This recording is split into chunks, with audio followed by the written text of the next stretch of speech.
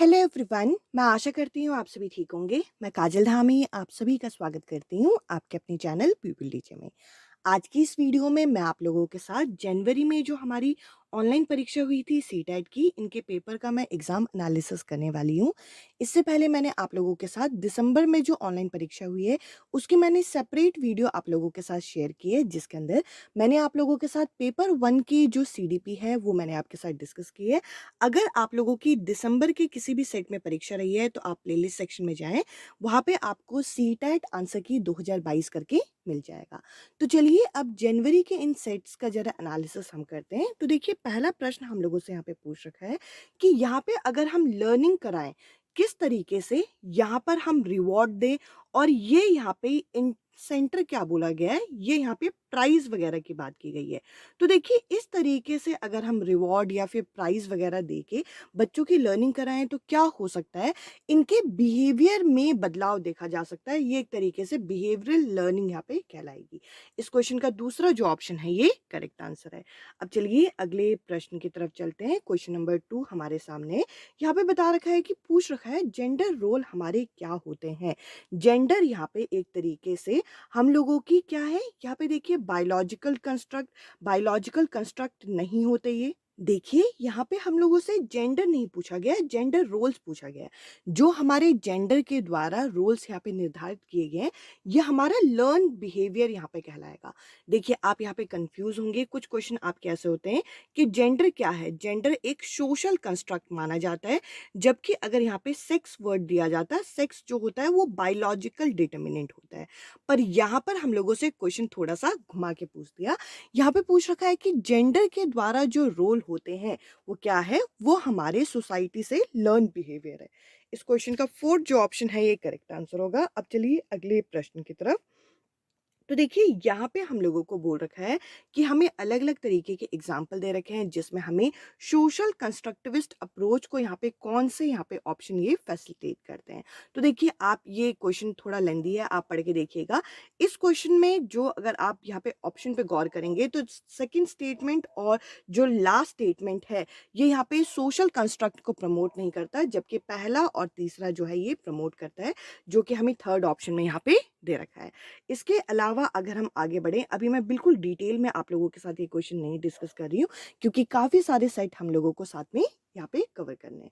अब देखिए, यहाँ पे क्या करा जा रहा है, यहाँ पे एक बच्चा जो है वो अपना फ़ोन नंबर याद कर रहा है, और टीचर क्या बोल रही है, ये जो 10 डिजिट का आपका फ़ोन नंबर है उसको आप 3 या 4 भाग में इस तरीके से यहाँ पे डिवाइड करो। तो देखिए, प्रॉब्लम्स को हम जब टुकड़ों में बाँटते हैं तो इसे चंक्स बोलते हैं। तो यहाँ पे जो करेक्ट आंसर होगा वो होगा चौथा ऑप्शन, जो कि है चंकिंग करना। अब चलिए अगले प्रश्न की तरफ। यहाँ पे बोल रखा है कि which of the following will result in facilitation of learning meaningful learning, यानी कि मीनिंगफुल लर्निंग को कौन यहाँ पे बढ़ावा देगा। तो देखिए, रट्टा मारना या फिर आप कह लीजिए डिसेंट्रलाइज करना या कॉपी करने से तो कुछ होगा नहीं, एनकरेज करने से फायदा होगा। तो इस क्वेश्चन का चौथा जो ऑप्शन है ये करेक्ट आंसर है। इसके अलावा यहाँ पे बोल रखा है कि यंग चिल्ड्रन जो हैं वो नॉलेज को कंस्ट्रक्ट कैसे यहाँ पे कर सकते हैं। तो देखिए, इस क्वेश्चन में जो भी ऑप्शन यहाँ पे दे रखे हैं, चारों ऑप्शन यहाँ पे बिल्कुल सही हैं। तो इस हिसाब से इस क्वेश्चन का फोर्थ जो ऑप्शन होगा ये करेक्ट आंसर है। इसके अलावा अगर हम यहाँ पे आगे बढ़ें तो यहाँ पे बोल रखा है कि इनमें से कौन सा स्टेटमेंट यहाँ पे सही दे रखा है। तो देखिए, यहाँ पर अगर हम देखें तो चाइल्ड डेवलपमेंट जो होता है वो सोशल कल्चरल कॉन्टेक्स्ट पे ये डिपेंड करता है। बाकी जो ऑप्शन है यहाँ पे वो नेगेटिव सेंस में जा रहे हैं। इसके अलावा अगर हम यहाँ पे आगे बढ़ें तो देखिए, यहाँ पे बोल रखा है कि स्टूडेंट जो होते हैं उनके जो एक्सपीरियंस होते हैं, यहाँ पे बोल रखा है student are likely to experience the emotion of, यानी कि स्टूडेंट जो होते हैं उनके जो एक्सपीरियंस, जो इमोशन का वो एक्सपीरियंस करते हैं, वो किस चीज़ के एट्रीब्यूट पे करते हैं। तो देखिए, यहाँ पे बोल रखा है और जो उन्हें सक्सेस की तरफ लेके जाता है। तो इस हिसाब से इस क्वेश्चन का जो करेक्ट आंसर होगा यहाँ पे होगा आपका दूसरा ऑप्शन। अब चलिए अगले प्रश्न की तरफ चलते हैं। यहाँ पे बोल रखा है कि एज अ टीचर आपको प्रॉब्लम सॉल्विंग एबिलिटी बच्चों के अंदर कैसे लानी है। तो देखिए, एनकरेज करना है हमें कि बच्चा एनालिसिस कर सके, यानी कि विश्लेषण कर सके। इस क्वेश्चन का पहला जो ऑप्शन है ये करेक्ट आंसर है। इसके अलावा हम लोगों को यहाँ पे बोल रखा है कि एक बच्चा ली वाइगॉट्स्की की थ्योरी के अनुसार खुद को यहाँ पे खुद से बात कर रहा है, खुद को रेगुलेट कर रहा है। तो इसके लिए हम यहाँ पे प्राइवेट स्पीच, व्यक्तिगत वाक का प्रयोग करेंगे। इसके अलावा अगर हम यहाँ पे देखें तो देखिए यहाँ पे बोल रखा है कि अकॉर्डिंग टू लॉरेंस कोलबर्ग के अनुसार जो आपका प्राइमरी बेसिस माना जाएगा जो 7 से लेकर 8 वर्ष तक के बच्चों का होता है, तो ये यहाँ पे क्या कहलाया जाएगा, 7 से लेकर 8 वर्ष तक का जो बच्चा है होता है वो सोशल ऑर्डर को यहाँ पे मानने लग जाता है। इस हिसाब से यहाँ पे फोर्थ जो ऑप्शन है ये करेक्ट आंसर है। इसके अलावा अगर हम यहाँ पे आगे बढ़ें तो देखिए यहाँ पे बोल रखा है कि बच्चों के जो अल्टरनेट कॉन्सेप्शन होते हैं या फिर मिसकंसेप्शन होते हैं, यानी कि जो गलत अवधारणा उनके दिमाग में होती है, इसके लिए इनमें से कौन सा स्टेटमेंट, कौन सा कथन यहाँ पे सही नहीं है। तो देखिए ये जो यहाँ पे बोल रखा है कि जो अल्टरनेट कॉन्सेप्ट होते हैं, मिसकंसेप्शन होते हैं, वो बच्चे को हाईली डिस्करेज, मतलब ये टीचर के द्वारा डिस्करेज किए जाने चाहिए। तो देखिए अगर बच्चे के माइंड में कोई मिसकंसेप्शन है तो आपकी जिम्मेदारी होती है कि आप उसे दूर करो, ना कि उसको डिस्करेज करो। इस हिसाब से नॉट वाला ऑप्शन पूछा था, यहाँ पे दूसरा ऑप्शन जो है ये करेक्ट आंसर होगा। इसके अलावा हमसे यहाँ पे असर्शन रीज़न भी पूछा गया है। असर्शन में बोल रखा है कि टीचिंग के दौरान एक टीचर को अलग-अलग तरीके के यहाँ पे क्या करना चाहिए, वैरायटी ऑफ वे अपनाना चाहिए। ये यहाँ पे सही है। इसके अलावा यहाँ पे रीज़न क्या बता रखा है कि इससे क्या होगा, उनको यहाँ पे डाइवर्स लर्नर की नीड पहचानने में मदद मिलेगी। तो देखिए ये दोनों चीज़ें सही हैं। इस हिसाब से इस क्वेश्चन का पहला जो ऑप्शन है ये करेक्ट आंसर है। इसके अलावा हम यहाँ पे अगर आगे बढ़ें तो एक बच्ची है जो कि 5 वर्ष की है, वो क्या कर रही है, वो बॉल को रोल कर रही है, मतलब क्ले को रोल करके एक बॉल बना रही है और कई बार वो स्नेक बना रही है, मतलब जो चिकनी मिट्टी है उससे वो अलग-अलग तरीके की आकृति बना रही है। तो यहाँ पे जीन पियाजे के अनुसार जो बच्ची है वो यहाँ पे कौन-सी थिंकिंग यहाँ पे दिखा पा रही है? तो इस क्वेश्चन का दूसरा जो ऑप्शन है ये सही होगा, सेंट्रेशन जो है ये करेक्ट आंसर है। इसके अलावा अगर हम यहाँ पे आगे बढ़ें तो देखिए यहाँ पे बोल रखा है कि नेशनल एजुकेशन पॉलिसी 2020 के अनुसार इनमें से जो कौन-सा स्टेटमेंट है वो सही होगा। ये नेशनल एजुकेशन पॉलिसी जो है ये मल्टीलिंगुअलिज्म को प्रमोट करने की बात करता है और ये बोलता है कि यंग लर्नर को इससे मदद मिलेगी। चौथा जो ऑप्शन है ये करेक्ट आंसर है। इसके अलावा अगर हम यहाँ पे आगे बढ़े, जो इंक्लूसिव एजुकेशन होता है, जो समावेशी शिक्षा होती है, वो किस तरीके की होनी चाहिए? वो ऐसी होनी चाहिए कि हर बच्चे को यहाँ पे इक्वालिटी के साथ हम एजुकेशन दें, हर किसी बच्चे को हम यहाँ पे समानता से देखें। यहाँ पे फोर्थ जो ऑप्शन है ये करेक्ट आंसर है। इसके अलावा अगर हम यहाँ पे देखें, अगले क्वेश्चन में बोल रखा है कि अगर आपकी क्लास में इंडिविजुअल डिफरेंस है बच्चों के बीच में तो टीचर को यहाँ पे क्या करना चाहिए? टीचर को यहाँ पे जो अपनी पेडागॉजिकल अप्रोच है उसे अलग-अलग तरीके से अपनाना चाहिए और मीन्स ऑफ असेसमेंट भी अलग-अलग तरीके से करना चाहिए। मेमोराइजेशन, पेन पेपर टेस्ट, इससे ज़्यादा फ़ायदा नहीं होगा। इसके अलावा अगर हम यहाँ पे आगे बढ़ें तो यहाँ पे बोल रखा है कि प्राइमरी लेवल ऑफ एजुकेशन में जो हम मल्टी सेंसरी अप्रोच यहाँ पे अपनाते हैं, ये किस चीज़ को यहाँ पे इनकरेज करता है, मतलब बढ़ावा देता है। तो देखिए मल्टी सेंसरी अप्रोच अपनाने में जो बच्चों की लर्निंग होगी वो यहाँ पे ज़्यादा इफ़ेक्टिव होगी। तो देखिए यहाँ पे अगर आप देखें तो यहाँ पर आप लोगों को सेकंड ऑप्शन भी लग सकता है जिसमें ये बोल रखा है कि इसमें हम अपॉर्च्युनिटी दे सकते हैं बच्चे को। हम जब मल्टी सेंसरी अप्रोच अपनाते हैं तो बच्चे की लर्निंग जो होती है वो ज़्यादा इफ़ेक्टिव होती है। अब देखते हैं कि सीटेट यहाँ पे, सीटेट की ऑफिशियल वेबसाइट पे इस पे सेकंड या फोर्थ में से कौन-सा ऑप्शन यहाँ पे दिया हो सकता है। इसके अलावा अगर हम यहाँ पे आगे बढ़ें तो यहाँ पे बोल रखा है कि असेसमेंट जब हम करना चाहें क्लासरूम का, बिफोर डिसाइडिंग एन असेसमेंट, यानी कि असेसमेंट करने से पहले हम लोगों को एज अ टीचर क्या चीज़ अपने माइंड में रखनी चाहिए। तो देखिए यहाँ पे अगर आप ऑप्शन को देखें तो हम लोगों को सेग्रीगेट या लेबल नहीं करना है। इस ऑप्शन को छोड़ के बाकी तीनों जो स्टेटमेंट है यहाँ पे सही है, जो कि हम लोगों को चौथे ऑप्शन में यहाँ पे दे रखा है। इसके अलावा अगर हम यहाँ पे आगे बढ़े तो यहाँ पे बोल रखा है सीरिएशन जो किया जाता है जीन पियाजे के अनुसार वो क्या चीज़ यहाँ पे रेफर करता है। ये होता है कि बच्चा जब लेंथ को आपस में कंपेयर कर पाए, यानी कि कौन सी चीज़ लंबी है, कौन सी चीज़ छोटी है, ऑब्जेक्ट के डायमेंशन के बारे में पता कर पाए, तो इसके लिए ये शब्द प्रयोग किया जाता है। इस हिसाब से इस क्वेश्चन का दूसरा जो ऑप्शन है ये करेक्ट आंसर है। अगला क्वेश्चन हम लोगों के सामने है कि ली वाइगॉट्स्की ने जो अपनी थ्योरी दी थी कोग्निटिव डेवलपमेंट की, वो किस प्रिंसिपल पे, किस सिद्धांत पे आधारित थी? वो सोशल कंस्ट्रक्टिविज्म पे आधारित थी। इस क्वेश्चन का पहला जो ऑप्शन है ये करेक्ट आंसर है। इसके अलावा अगर हम यहाँ पे आगे बढ़ें तो अगला क्वेश्चन है 22वां question, which of the following is an essential characteristics of creativity? इनमें से कौन सा जो सृजनात्मकता होती है, क्रिएटिविटी होती है, इसका एक एसेंशियल कैरेक्टर माना जाएगा? तो डाइवर्जेंट थिंकिंग होता है। यानी कि एक समस्या का हम अलग-अलग तरीके से अगर समाधान निकालने के लिए यहाँ पे सोचें, तो वो क्रिएटिविटी को दर्शाता है। इसके अलावा अगर हम यहाँ पे आगे बढ़ें, तो यहाँ पे बोल रखा है कि इनमें से कौन-सा प्रोग्रेसिव एजुकेशन का कैरेक्टर माना जाएगा। तो प्रोग्रेसिव एजुकेशन प्रगतिशील शिक्षा के लिए हमें कोलैबोरेटिव लर्निंग बच्चे में करानी है। चौथा जो ऑप्शन है ये करेक्ट आंसर है। इसके अलावा यहाँ पे बोल रखा है कि इनमें से कौन-सा आपका प्राथमिक और कौन-सा आपका द्वितीय समाजीकरण होगा, सोशलाइजिंग एजेंट होगा। तो देखिए फैमिली जो होती है वो प्राइमरी होती है और स्कूल जो होती है वो सेकेंडरी होती है। इस क्वेश्चन का तीसरा जो ऑप्शन है ये करेक्ट आंसर है। इसके अलावा अगर हम यहाँ पे आगे बढ़ें, तो यहाँ पे बोल रखा है कि इनमें से कौन-सा लर्निंग को ज़्यादा एम्फसिस करेगा, मतलब लर्निंग को ज़्यादा बढ़ाएगा। तो हम लोगों को क्या करना है, हम लोगों को अलग-अलग तरीके की स्किल और नॉलेज बच्चे को देनी है, जो कि बच्चे को इंटरैक्शन कराने में मदद करे उनके बाहरी जीवन से, सराउंडिंग से। तो यहाँ पे हमारा चौथा जो ऑप्शन है ये करेक्ट आंसर है।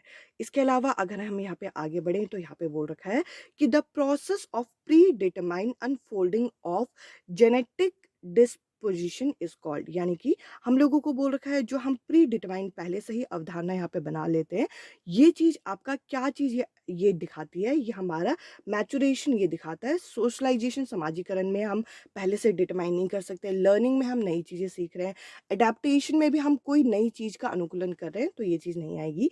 इस क्वेश्चन का चौथा जो ऑप्शन है ये करेक्ट आंसर है। इसके अलावा अगर हम यहाँ पे आगे बढ़ें, तो देखिए यहाँ पे बोल रखा है कि कौन-सा ऐसा प्रिंसिपल है जिसमें हमें ये बताया जाता है कि डिफरेंट बॉडी पार्ट डेवलप होते हैं अलग-अलग रेट से। तो देखिए अलग-अलग रेट से यहाँ पे डेवलपमेंटल पार्ट के बारे में यहाँ पे बताया गया है। तो इस क्वेश्चन का जो करेक्ट आंसर है अगर हम देखें, तो यहाँ पे जो करेक्ट आंसर होगा, जो हमारा डायरेक्शन ऑफ डेवलपमेंट होता है वो 2 अलग-अलग तरीके से होता है। तो हम अलग-अलग बॉडी पार्ट का डेवलपमेंट अलग-अलग तरीके से बोल सकते हैं। इस क्वेश्चन का 4th जो ऑप्शन है ये करेक्ट आंसर है।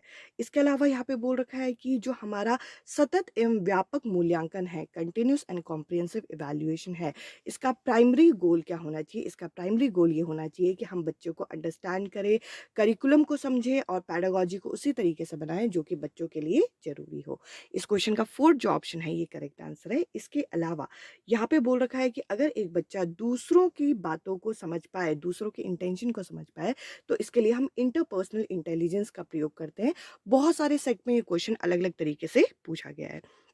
अब चलिए इस सेट का आखिरी क्वेश्चन जरा डिस्कस करें। यहाँ पे बोल रखा है कि एक बच्चा है जो कि यहाँ पे रेगुलरली राइटिंग में उसको डिफ़िकल्टी फेस हो रही है।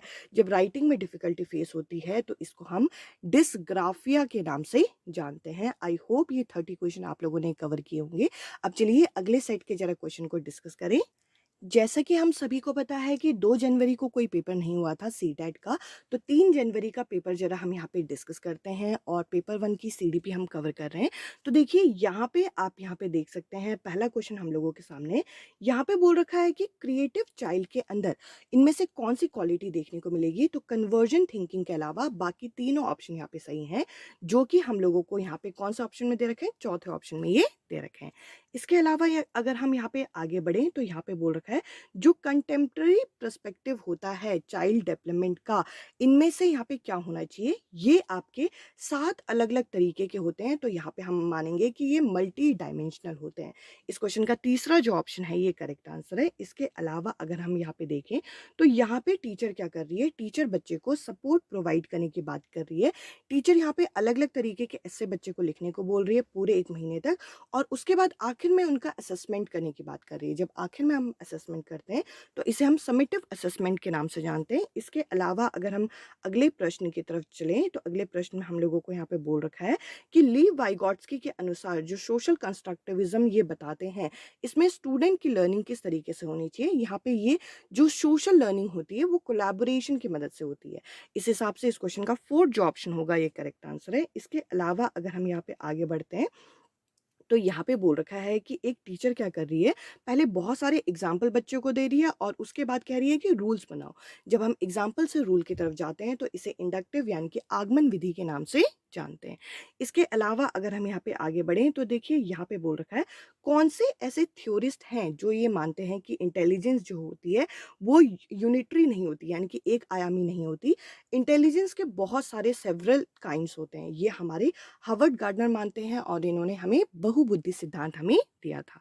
इसके अलावा अगर हम यहाँ पे आगे बढ़ें तो देखिए यहाँ पे बोल रखा है कि कौन-सा ऐसा प्रिंसिपल है इसमें से जो कि बोलता है कि पहले सेंटर पार्ट डेवलप होगा और उसके बाद जो एक्सट्रीम पार्ट होते हैं वो डेवलप होते हैं। ये हमारा होता है प्रॉक्सी मोडेस्टल, जो कि हमारा तीसरे ऑप्शन में यहाँ पे दे रखा है। इसके अलावा अगर हम यहाँ पे आगे बढ़ें तो देखिए अगले क्वेश्चन में बोल रखा है कि रोहन जो है ये रिस्पॉन्स करता है कि मैं टॉय डॉल के साथ नहीं खेलूँगा, क्योंकि लड़के जो हैं वो यहाँ पे टॉय के ये डॉल के साथ नहीं खेलते। ये क्या दिखाता है? ये यहाँ पे जेंडर के द्वारा जेंडर में जो स्टीरियोटाइपिंग की जाती है इस चीज़ को दर्शाता है। इस क्वेश्चन का तीसरा जो ऑप्शन है ये करेक्ट आंसर है। इसके अलावा अगले क्वेश्चन में हम लोगों को बोल रखा है कि जीन पियाजे की जो कॉग्निटिव डेवलपमेंट थ्योरी है, उसमें यहाँ पे जो ऑपरेशनल स्टेज है, ऑपरेशनल स्टेज में क्या चीज़ यहाँ पे देखने को मिलेगी? यहाँ पे रिवर्सिबिलिटी जो कैरेक्टर है ये देखने को मिलता है। अब देखिए अगले क्वेश्चन में यहाँ पे बोल रखा है कि पैंडेमिक के दौरान बच्चों में नेगेटिव इम्पैक्ट पड़ा उनकी परफॉर्मेंस पे। तो देखिए यहाँ पे किस चीज़ के रिलेशन में सबसे ज़्यादा फ़र्क पड़ा होगा? उनके कोग्निशन और इमोशन पे। कहीं न कहीं इमोशनल चैलेंज बच्चों को बहुत ज़्यादा फेस करने को मिले हैं। इस क्वेश्चन का 4th जो ऑप्शन है ये करेक्ट आंसर है। इसके अलावा अब देखिए यहाँ पे हम लोगों से पूछ रखा है कि इनमें से कौन-सा इफ़ेक्टिव वे नहीं माना जाएगा अगर हम प्रॉब्लम सॉल्विंग अप्रोच को बच्चों में डालना चाहें। तो देखिए यहाँ पे अगर हम देखें तो प्री डिटरमाइन वर्ड की वजह से हम लोग पहले से ही डिटरमाइन कर लेंगे कि बच्चे किस तरीके से सीख रहे हैं, तो ये यहाँ पे इफेक्टिव तरीका नहीं माना जाएगा। तो हमें नॉट वाले ऑप्शन को टिक करना था, इसलिए सेकंड जो ऑप्शन है इस क्वेश्चन का करेक्ट आंसर है। अगले क्वेश्चन में बोल रखा है कि इनमें से कौन सा एग्जाम्पल आपका एक्सट्रेंसिव मोटिवेशन का एग्जाम्पल माना जाना चाहिए। तो देखिए एक्सट्रिंसिक मोटिवेशन तब मिलती है हमें जब हमें बाहर से कोई चीज़ मिलने का एक तरीके से लालच हो। तो ये जो कैश प्राइज़ वाला ऑप्शन है ये यहाँ पे करेक्ट आंसर होगा। साथ ही साथ अगले क्वेश्चन में हम लोगों को बोल रखा है कि अगर हम यहाँ पे कोऑपरेशन बच्चों के अंदर लाना चाहें, तो हमें क्लासरूम मैनेजमेंट में हमें क्या चीज़ करना चाहिए? एक टीचर को क्या चीज़ करना चाहिए? यहाँ पे क्या करना चाहिए? कोलैबोरेशन बच्चे में कराना चाहिए, यानी कि इकट्ठा मिलके पढ़ना बच्चों में हम लोगों को आदत डलवानी है। इस क्वेश्चन का पहला जो ऑप्शन है ये करेक्ट आंसर है। अब देखिए अगले क्वेश्चन में हम लोगों को ये बोल रखा है कि रूही एक बच्ची है जो कि क्या कर रही है, रूही यहाँ पे ये बता पा रही है कि ए जो है वो बी से बड़ा है, बी जो है वो सी से बड़ा है। तो इस तरीके से जो हम लर्निंग कराते हैं वो ट्रांजिटिव थॉट के अंदर आता है। इस क्वेश्चन का तीसरा जो ऑप्शन है वो सही है। अगले में देखिए असर्शन रीजन हम लोगों को दे रखा है, यहाँ पे बोल रखा है कि लैंग्वेज क्लासरूम के अंदर टीचर क्या कर रही है, ऑडियो बुक प्रोवाइड कर रही है एक टेक्स्ट बुक मटेरियल के फॉर्म में। तो देखिए ये क्या मदद करेगा, ऐसे बच्चे जिन्हें यहाँ पे कुछ डिसऑर्डर होंगे रीडिंग से रिलेटेड, उनको यहाँ पे ज़रूरत उनकी पूरी हो पाएगी। तो दोनों चीज़ें यहाँ पे सही है। हम लोगों को अपनी लर्निंग मटेरियल में अलग अलग तरीके से टीचिंग लर्निंग मटेरियल को यूज़ करना चाहिए। यहाँ पे दोनों ही सही है, इसलिए इसका फर्स्ट जो ऑप्शन है ये करेक्ट आंसर होगा। अब देखिए अगले क्वेश्चन में बोल रखा है कि इनमें से कौन सा आपका सेकेंडरी एजेंसी ऑफ सोशलाइजेशन है। तो देखिए परिवार को छोड़ के बाकी सारे यहाँ पे सेकेंडरी एजेंसी सोशलाइजेशन है। तो यहाँ पे जो करेक्ट आंसर होगा वो होगा हमारा तीसरा ऑप्शन। इसके अलावा अगर हम यहाँ पे आगे बढ़ें तो देखिए यहाँ पे बोल रखा है कि एक टीचर जो है अपनी टीचिंग लर्निंग प्रोसेस के अंदर लीव वाइगॉट्स्की का सोशल कंस्ट्रक्टिविज्म प्रिंसिपल अपनाना चाहती है, तो उसे यहाँ पे क्या करना चाहिए? तो देखिए उसे यहाँ पे क्या चीज़ अवॉइड करना चाहिए, यानी कि क्या चीज़ निकालना चाहिए? तो स्टैंडर्ड फॉर्म ऑफ टेस्ट हम लोगों को नकारना है। बाकी जो ऑप्शन है वो सारे के सारे ली वाइगॉट्स्की के साथ जा रहे हैं। साथ ही साथ अगर हम अगले क्वेश्चन की तरफ जाएं तो यहाँ पे बोल रखा है कि which of the following believe of a teacher is pre detrimental to student learning, यानी कि यहाँ पे बोल रखा है कि इनमें से कौन सा जो बिलीव है जो स्टूडेंट की लर्निंग को यहाँ पे एक तरीके से प्री डिटरमाइन करेगी। यहाँ पे कौन सा स्टेटमेंट सही है? जो एरर होता है बच्चों के द्वारा जो गलती की जाती है वो आपका टीचिंग लर्निंग का ही एक पार्ट माना जाना चाहिए। यहाँ पे तीसरा जो ऑप्शन है ये करेक्ट आंसर है। इसके अलावा यहाँ पे बोल रखा है कि 19th क्वेश्चन में असर्शन रीजन दे रखा है, यहाँ पे बोल रखा है कि टीचर जो है उसने मल्टीपल वे अपनाना चाहिए अपने क्लासरूम में। ये बिल्कुल सही है असेसमेंट के दौरान, क्योंकि बच्चों का जो सक्सेस और फेलियर है वो सिर्फ हम पेन पेपर टेस्ट से डिटरमाइन नहीं कर सकते। दोनों के दोनों यहाँ पे सही है। इस हिसाब से इस क्वेश्चन का सेकंड जो ऑप्शन है ये करेक्ट आंसर होगा। अब चलिए अगले प्रश्न की तरफ। यहाँ पे बोल रखा है कि इनमें से कौन सा आप बच्चे की लर्निंग के लिए यहाँ पे करेक्टली चूज करोगे। तीनों चीजें सही हैं, गेम्स, होम, क्लासरूम, हर जगह से बच्चा कुछ ना कुछ सीखता है। इस क्वेश्चन का तीसरा जो ऑप्शन है ये करेक्ट आंसर है। अब देखिए यहाँ पे बोल रखा है कि जो मल्टीलिंगुअल क्लासरूम होता है उसमें टीचर को क्या करना चाहिए, टीचर को अवेयरनेस फैलानी है। तो देखिए यहाँ पे टैग वर्ड के हिसाब से भी तीसरा जो ऑप्शन है ये करेक्ट आंसर होगा। साथ ही साथ अगर हम यहाँ पे आगे बढ़ें तो यहाँ पे बोल रखा है कि इनमें से कौन सा लॉरेंस कोलबर्ग की मोरल डेवलपमेंट थ्योरी का एक स्टेज नहीं है। ये यहाँ पे आपका जो करेक्ट आंसर होगा वो होगा अनकन्वेंशनल स्टेज, जैसी कोई स्टेज इन्होंने नहीं दी थी। इसके अलावा अगर हम यहाँ पे आगे बढ़ें तो यहाँ पे बोल रखा है कि कौन सी ऐसी एक्टिविटी होती है जिसमें जो बच्चा होता है वो यहाँ पे मेक बिलीव प्ले करता है, यानी कि दूसरों पे यहाँ पे विश्वास करता है। ये यहाँ पे होता है मिडिल चाइल्डहुड में, जब ये ग्रुप में खेलना यहाँ पे पसंद करते हैं, गर्ल्स के अलग ग्रुप बनते हैं, बॉयज़ के अलग ग्रुप बनते हैं। इस क्वेश्चन का तीसरा जो ऑप्शन है ये करेक्ट आंसर है। साथ ही साथ अगर हम यहाँ पे आगे बढ़ें तो यहाँ पे बोल रखा है एक टीचर को यहाँ पे अपने सिलेबस कंप्लीट कराने से मतलब है, और टीचर क्या कर रही है, कुछ ग्रुप ऑफ स्टूडेंट से ही एक्सपेक्ट कर रही है आंसर। तो टीचर का एक्शन क्या दिखा रहा है, टीचर का एक्शन ये दिखा रहा है कि बच्चों को वो बराबर का अवसर नहीं दे रही है। तो देखिए यहाँ पे जो करेक्ट आंसर होगा ये होगा दूसरा ऑप्शन। इसके अलावा अगर हम यहाँ पे आगे बढ़ें तो यहाँ पे बोल रखा है कि डिसकैलकुलिया के अनुसार इनमें से यहाँ पे अगर हमें सपोर्ट करना है डिसकैलकुलिया को, तो हम क्या करना है, हम क्या कर सकते हैं। तो देखिए यहाँ पे जो करेक्ट आंसर होगा वो यहाँ पे होगा पहला ऑप्शन, कि हमें विजुअल कैलकुलेटर या फिर मैथ्स ऐप हम लोगों को बच्चों को देनी चाहिए, ताकि जो बच्चों के अंदर कैलकुलेशन का जो डर है वो ख़त्म हो सके। इसके अलावा अगले क्वेश्चन की तरफ अगर हम बढ़ें तो यहाँ पे हम लोगों को बोल रखा है कि इनमें से कौन-सा ज़्यादा बेनिफिशियल नहीं होगा, जो कि विजुअली इम्पेयर्ड स्टूडेंट होते हैं। विजुअली इम्पेयर्ड स्टूडेंट यानी कि जिनको देखने में दिक्कत होती है, और जिनको देखने में दिक्कत होती है अगर उन्हें हम स्मॉल फ़ॉन्ट वाले बुक देंगे तो उनके लिए ज़्यादा फ़ायदेमंद नहीं होगा। तो इस हिसाब से इस क्वेश्चन का दूसरा जो ऑप्शन है ये करेक्ट आंसर है। अब चलिए अगले प्रश्न की तरफ। अगला क्वेश्चन हम लोगों के सामने है। यहाँ पे बोल रखा है कि एनईपी 2020 के अनुसार एजुकेशन आपकी किस तरीके की होनी चाहिए। तो देखिए ये प्री डिटरमाइन नहीं होनी चाहिए, बाकी तीनों चीज़ें यहाँ पे सही है। तो देखिए इस हिसाब से इस क्वेश्चन का जो करेक्ट आंसर होगा वो होगा आपका पहला ऑप्शन। साथ ही साथ अगर हम अगले क्वेश्चन की तरफ जाएँ तो यहाँ पे बोल रखा है कि लर्निंग जो होगी वो मोर मीनिंगफुल और इफ़ेक्टिव होगी जब हम क्या करें, बच्चे को सेल्फ डायरेक्ट कराएं। सेल्फ डायरेक्ट कराने से क्या होगा, बच्चा खुद मोटिवेट होगा, खुद चीज़ें सीखना चाहेगा। अब देखिए अगले क्वेश्चन में हम लोगों से बोल रखा है कि इनमें से कौन सा कंस्ट्रक्टिविस्ट क्लासरूम का एक एग्जाम्पल माना जाना चाहिए। तो देखिए कंस्ट्रक्टिविस्ट क्लासरूम एक ऐसे क्लासरूम होनी चाहिए जिसमें बच्चा जो हो नॉलेज को कंस्ट्रक्ट करे, नए नॉलेज को सीखे अपने प्रीवियस एक्सपीरियंस से। अब इस सेट का आखिरी क्वेश्चन जरा डिस्कस करते हैं, जो कि है टीचर यहाँ पे प्रोग्रेसिव क्लासरूम में टीचर का बिलीव किस तरीके से होना चाहिए। टीचर का बिलीव ये होना चाहिए कि बच्चे जो है, लर्नर जो है, वो वैरायटी ऑफ एक्सपीरियंस के साथ अपनी कक्षा में आते हैं। यहाँ पे जो करेक्ट आंसर है वो है आपका तीसरा ऑप्शन। अब चलिए अगले सेट के जरा क्वेश्चन को डिस्कस करें। अब चलिए हम लोग 4 जनवरी के पेपर को ज़रा डिस्कस करें। ये मैं आपके साथ पेपर 1 डिस्कस कर रही हूँ, वो भी सीडीपी के 30 क्वेश्चन। तो देखिए यहाँ पे अगर हम गौर करें तो पहला क्वेश्चन हम लोगों के सामने है। यहाँ पे बोल रखा है कि पियाजे की जो हमारी थ्योरी है उसके अनुसार इनमें से कौन सा फैक्टर यहाँ पे लर्निंग को बढ़ावा देगा। तो देखिए आखिरी ऑप्शन में यहाँ पे री की बात की गई है, जो कि पियाजे ने अपनी थ्योरी में नहीं बोला। इसके अलावा बाकी तीनों चीज़ें यहाँ पे पियाजे ने अपनी थ्योरी में इंक्लूड की है। इस हिसाब से इस क्वेश्चन का जो करेक्ट आंसर होगा वो होगा हमारा चौथा ऑप्शन। अब चलिए अगले क्वेश्चन की तरफ चलते हैं। यहाँ पे हम लोगों को बोल रखा है कि लर्निंग जो है एक इम्पॉर्टेंट रोल प्ले करता है लैंग्वेज जो है एक इम्पॉर्टेंट रोल प्ले करता है कोग्निटिव डेवलपमेंट में। तो देखिए ये थ्योरी किसके द्वारा दी गई है, तो लैंग्वेज पे सबसे ज़्यादा फोकस यहाँ पे ली वाइगॉट्स्की करते हैं। यहाँ पे जो सेकंड ऑप्शन होगा ये करेक्ट आंसर है। अब चलिए अगले क्वेश्चन की तरफ। यहाँ पे बोल रखा है which of the following help learner evaluate their own learning.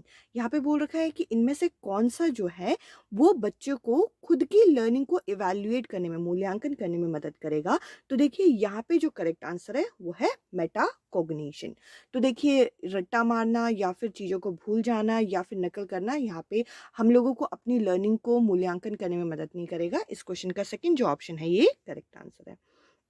इसके अलावा अगर हम यहाँ पे आगे बढ़ें तो अगले क्वेश्चन में बोल रखा है कि इनमें से कौन सा विच of the following is N environmental factor that impact learning यानी कि इनमें से कौन-सा एनवायरमेंटल फैक्टर है जो कि हमारी लर्निंग पे प्रभाव डालेगा?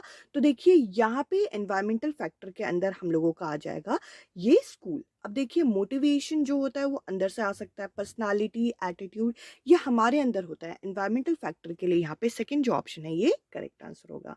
अब चलिए अगले क्वेश्चन की तरफ चलते हैं। अगला प्रश्न आप यहाँ पे देख सकते हैं। जो चाइल्ड सेंटर्ड क्लासरूम होती है उसमें चिल्ड्रन को हमें कैसे देखना चाहिए? वो एक्टिवली एंगेज होने चाहिए नॉलेज की कंस्ट्रक्शन में। यानी कि फोर्थ जो ऑप्शन है ये करेक्ट आंसर है। इसके अलावा अगर हम आगे बढ़ें तो देखिए यहाँ पे बोल रखा है जो मिसकंसेप्शन होता है बच्चों के अंदर वो यहाँ पे क्या है? मिसकंसेप्शन एक तरीके से नेचुरल है, एबनॉर्मल या फिर रेयर है, ये सब चीज़ें हम नहीं बोल सकते। ये नॉर्मल होता है, नेचुरल होता है, ये किसी में भी मिसकंसेप्शन हो सकता है। इसके अलावा अगर हम आगे बढ़ें तो देखिए यहाँ पे बोल रखा है कि इनमें से कौन-सी पेडागॉजिकल प्रैक्टिस आपकी पॉजिटिव एट्रिब्यूट नहीं दिखाएगी टीचिंग लर्निंग प्रोसेस में। मतलब कौन-सा यहाँ पे पॉजिटिव नहीं है? तो हम लोगों को रिजिड नहीं रहना है, हम लोगों को एक जगह पे अड़े नहीं रहना है, ये आपका नेगेटिव सेंस में जा रहा है। क्योंकि नॉट वाले ऑप्शन को टिक करना था, इसलिए सेकंड जो ऑप्शन है यहाँ पे करेक्ट आंसर है। इसके अलावा अगर हम अगले क्वेश्चन की तरफ जाएँ तो यहाँ पे बोल रखा है कि इनमें से कौन-सा आपका करेक्टली मैच है यानी कि सही तरीके से मैच किया गया है। तो देखिए डिसकैलकुलिया जो होता है वो आपका यहाँ पे कैलकुलेटर यानी कि कैलकुलेशन से संबंध रखता है। इस हिसाब से इस क्वेश्चन का तीसरा जो ऑप्शन है ये करेक्ट आंसर है। अब देखिए यहाँ पे असर्शन रीज़न हमसे पूछे गए हैं। सीटेट की परीक्षा में पहले असर्शन रीज़न नहीं पूछे जाते थे, बट इस बार ये असर्शन रीज़न पूछे गए हैं। असर्शन के अंदर हम लोगों को बता रखा है कि टीचर को क्या करना चाहिए, अलग-अलग तरीके के असेसमेंट टूल का प्रयोग करना चाहिए, टेक्निक का प्रयोग करना चाहिए ताकि वो बच्चे को असेस कर सके, बच्चे का मूल्यांकन एक तरीके से कर सके। बिल्कुल सही है। इसके अलावा यहाँ पे बोल रखा है कि जो सिंगल असेसमेंट टूल होते हैं वो केपेबल नहीं होते बच्चे की प्रोग्रेस को अलग-अलग एरिया में देखने के लिए। तो देखिए हम लोगों को अलग-अलग तरीके के मूल्यांकन उपकरणों का प्रयोग इसलिए करना चाहिए क्योंकि एक ही उपकरण से हम हर चीज़ पता नहीं कर सकते, ये भी यहाँ पे सही है। तो देखिए यहाँ पे अगर हम यहाँ पे देखें तो इस क्वेश्चन का जो करेक्ट आंसर होगा वो होगा आपका दूसरा ऑप्शन। अब इसके अलावा अगर आप अगले क्वेश्चन की तरफ जाते हैं तो अगले क्वेश्चन में हम लोगों को बोल रखा है कि स्टूडेंट के जो एक्सपीरियंस है जो कि आपका लर्न हेल्पनेस दिखाता है वो क्या लर्न हेल्पनेस क्या चीज़ दिखाता है? ये आपका एक तरीके से ये दिखाता है कि हम लोग पहले से ही हाथ पैर छोड़ देते हैं कि हम लोगों से ये काम नहीं होगा। इस हिसाब से अगर हम देखें तो यहाँ पे विड्रॉल फ्रॉम लर्निंग एक्टिविटी यहाँ पे जो है इस क्वेश्चन का सही आंसर यहाँ पे होना चाहिए। इसके अलावा अगर हम अगले क्वेश्चन की तरफ जाएं तो अगले क्वेश्चन में हम लोगों को बोल रखा है कि एनईपी 2020 किस चीज़ को रिकमेंड करता है? ये मल्टीलिंगुअलिज्म को प्रमोट करता है। इस क्वेश्चन का दूसरा जो ऑप्शन है ये करेक्ट आंसर है। अब देखिए यहाँ पे बोल रखा है कि टीचर जो है ये परसेप्शन रखती है कि बॉयज़ जो होते हैं वो ज़्यादा इंटेलिजेंट होते हैं और वो रिस्क वगैरह लेते हैं और गर्ल्स जो होती है वो ओबीडेंट होती है, सिंसियर होती है। तो ये किस चीज़ का एग्जाम्पल है? ये यहाँ पे जेंडर बायसनेस का। यानी कि हम लोगों ने एक अवधारणा बना ली है और इस तरीके से हम सोचते हैं कि लड़के ज़्यादा इंटेलिजेंट हैं, लड़कियाँ कम। तो यहाँ पे चौथा जो ऑप्शन है ये करेक्ट आंसर है। इसके अलावा अगले क्वेश्चन की तरफ अगर हम बढ़ें तो यहाँ पे बोल रखा है डेवलपमेंट चेंज करता है। Development changes are a result of अगर हमारे अंदर विकास में बदलाव आ रहा है तो वो क्या यहाँ पे दिखाएगा? देखिए ओनली वाले ऑप्शन तो यहाँ पे गलत हो जाएँगे इस क्वेश्चन में, फोर्थ जो ऑप्शन है ये करेक्ट आंसर है।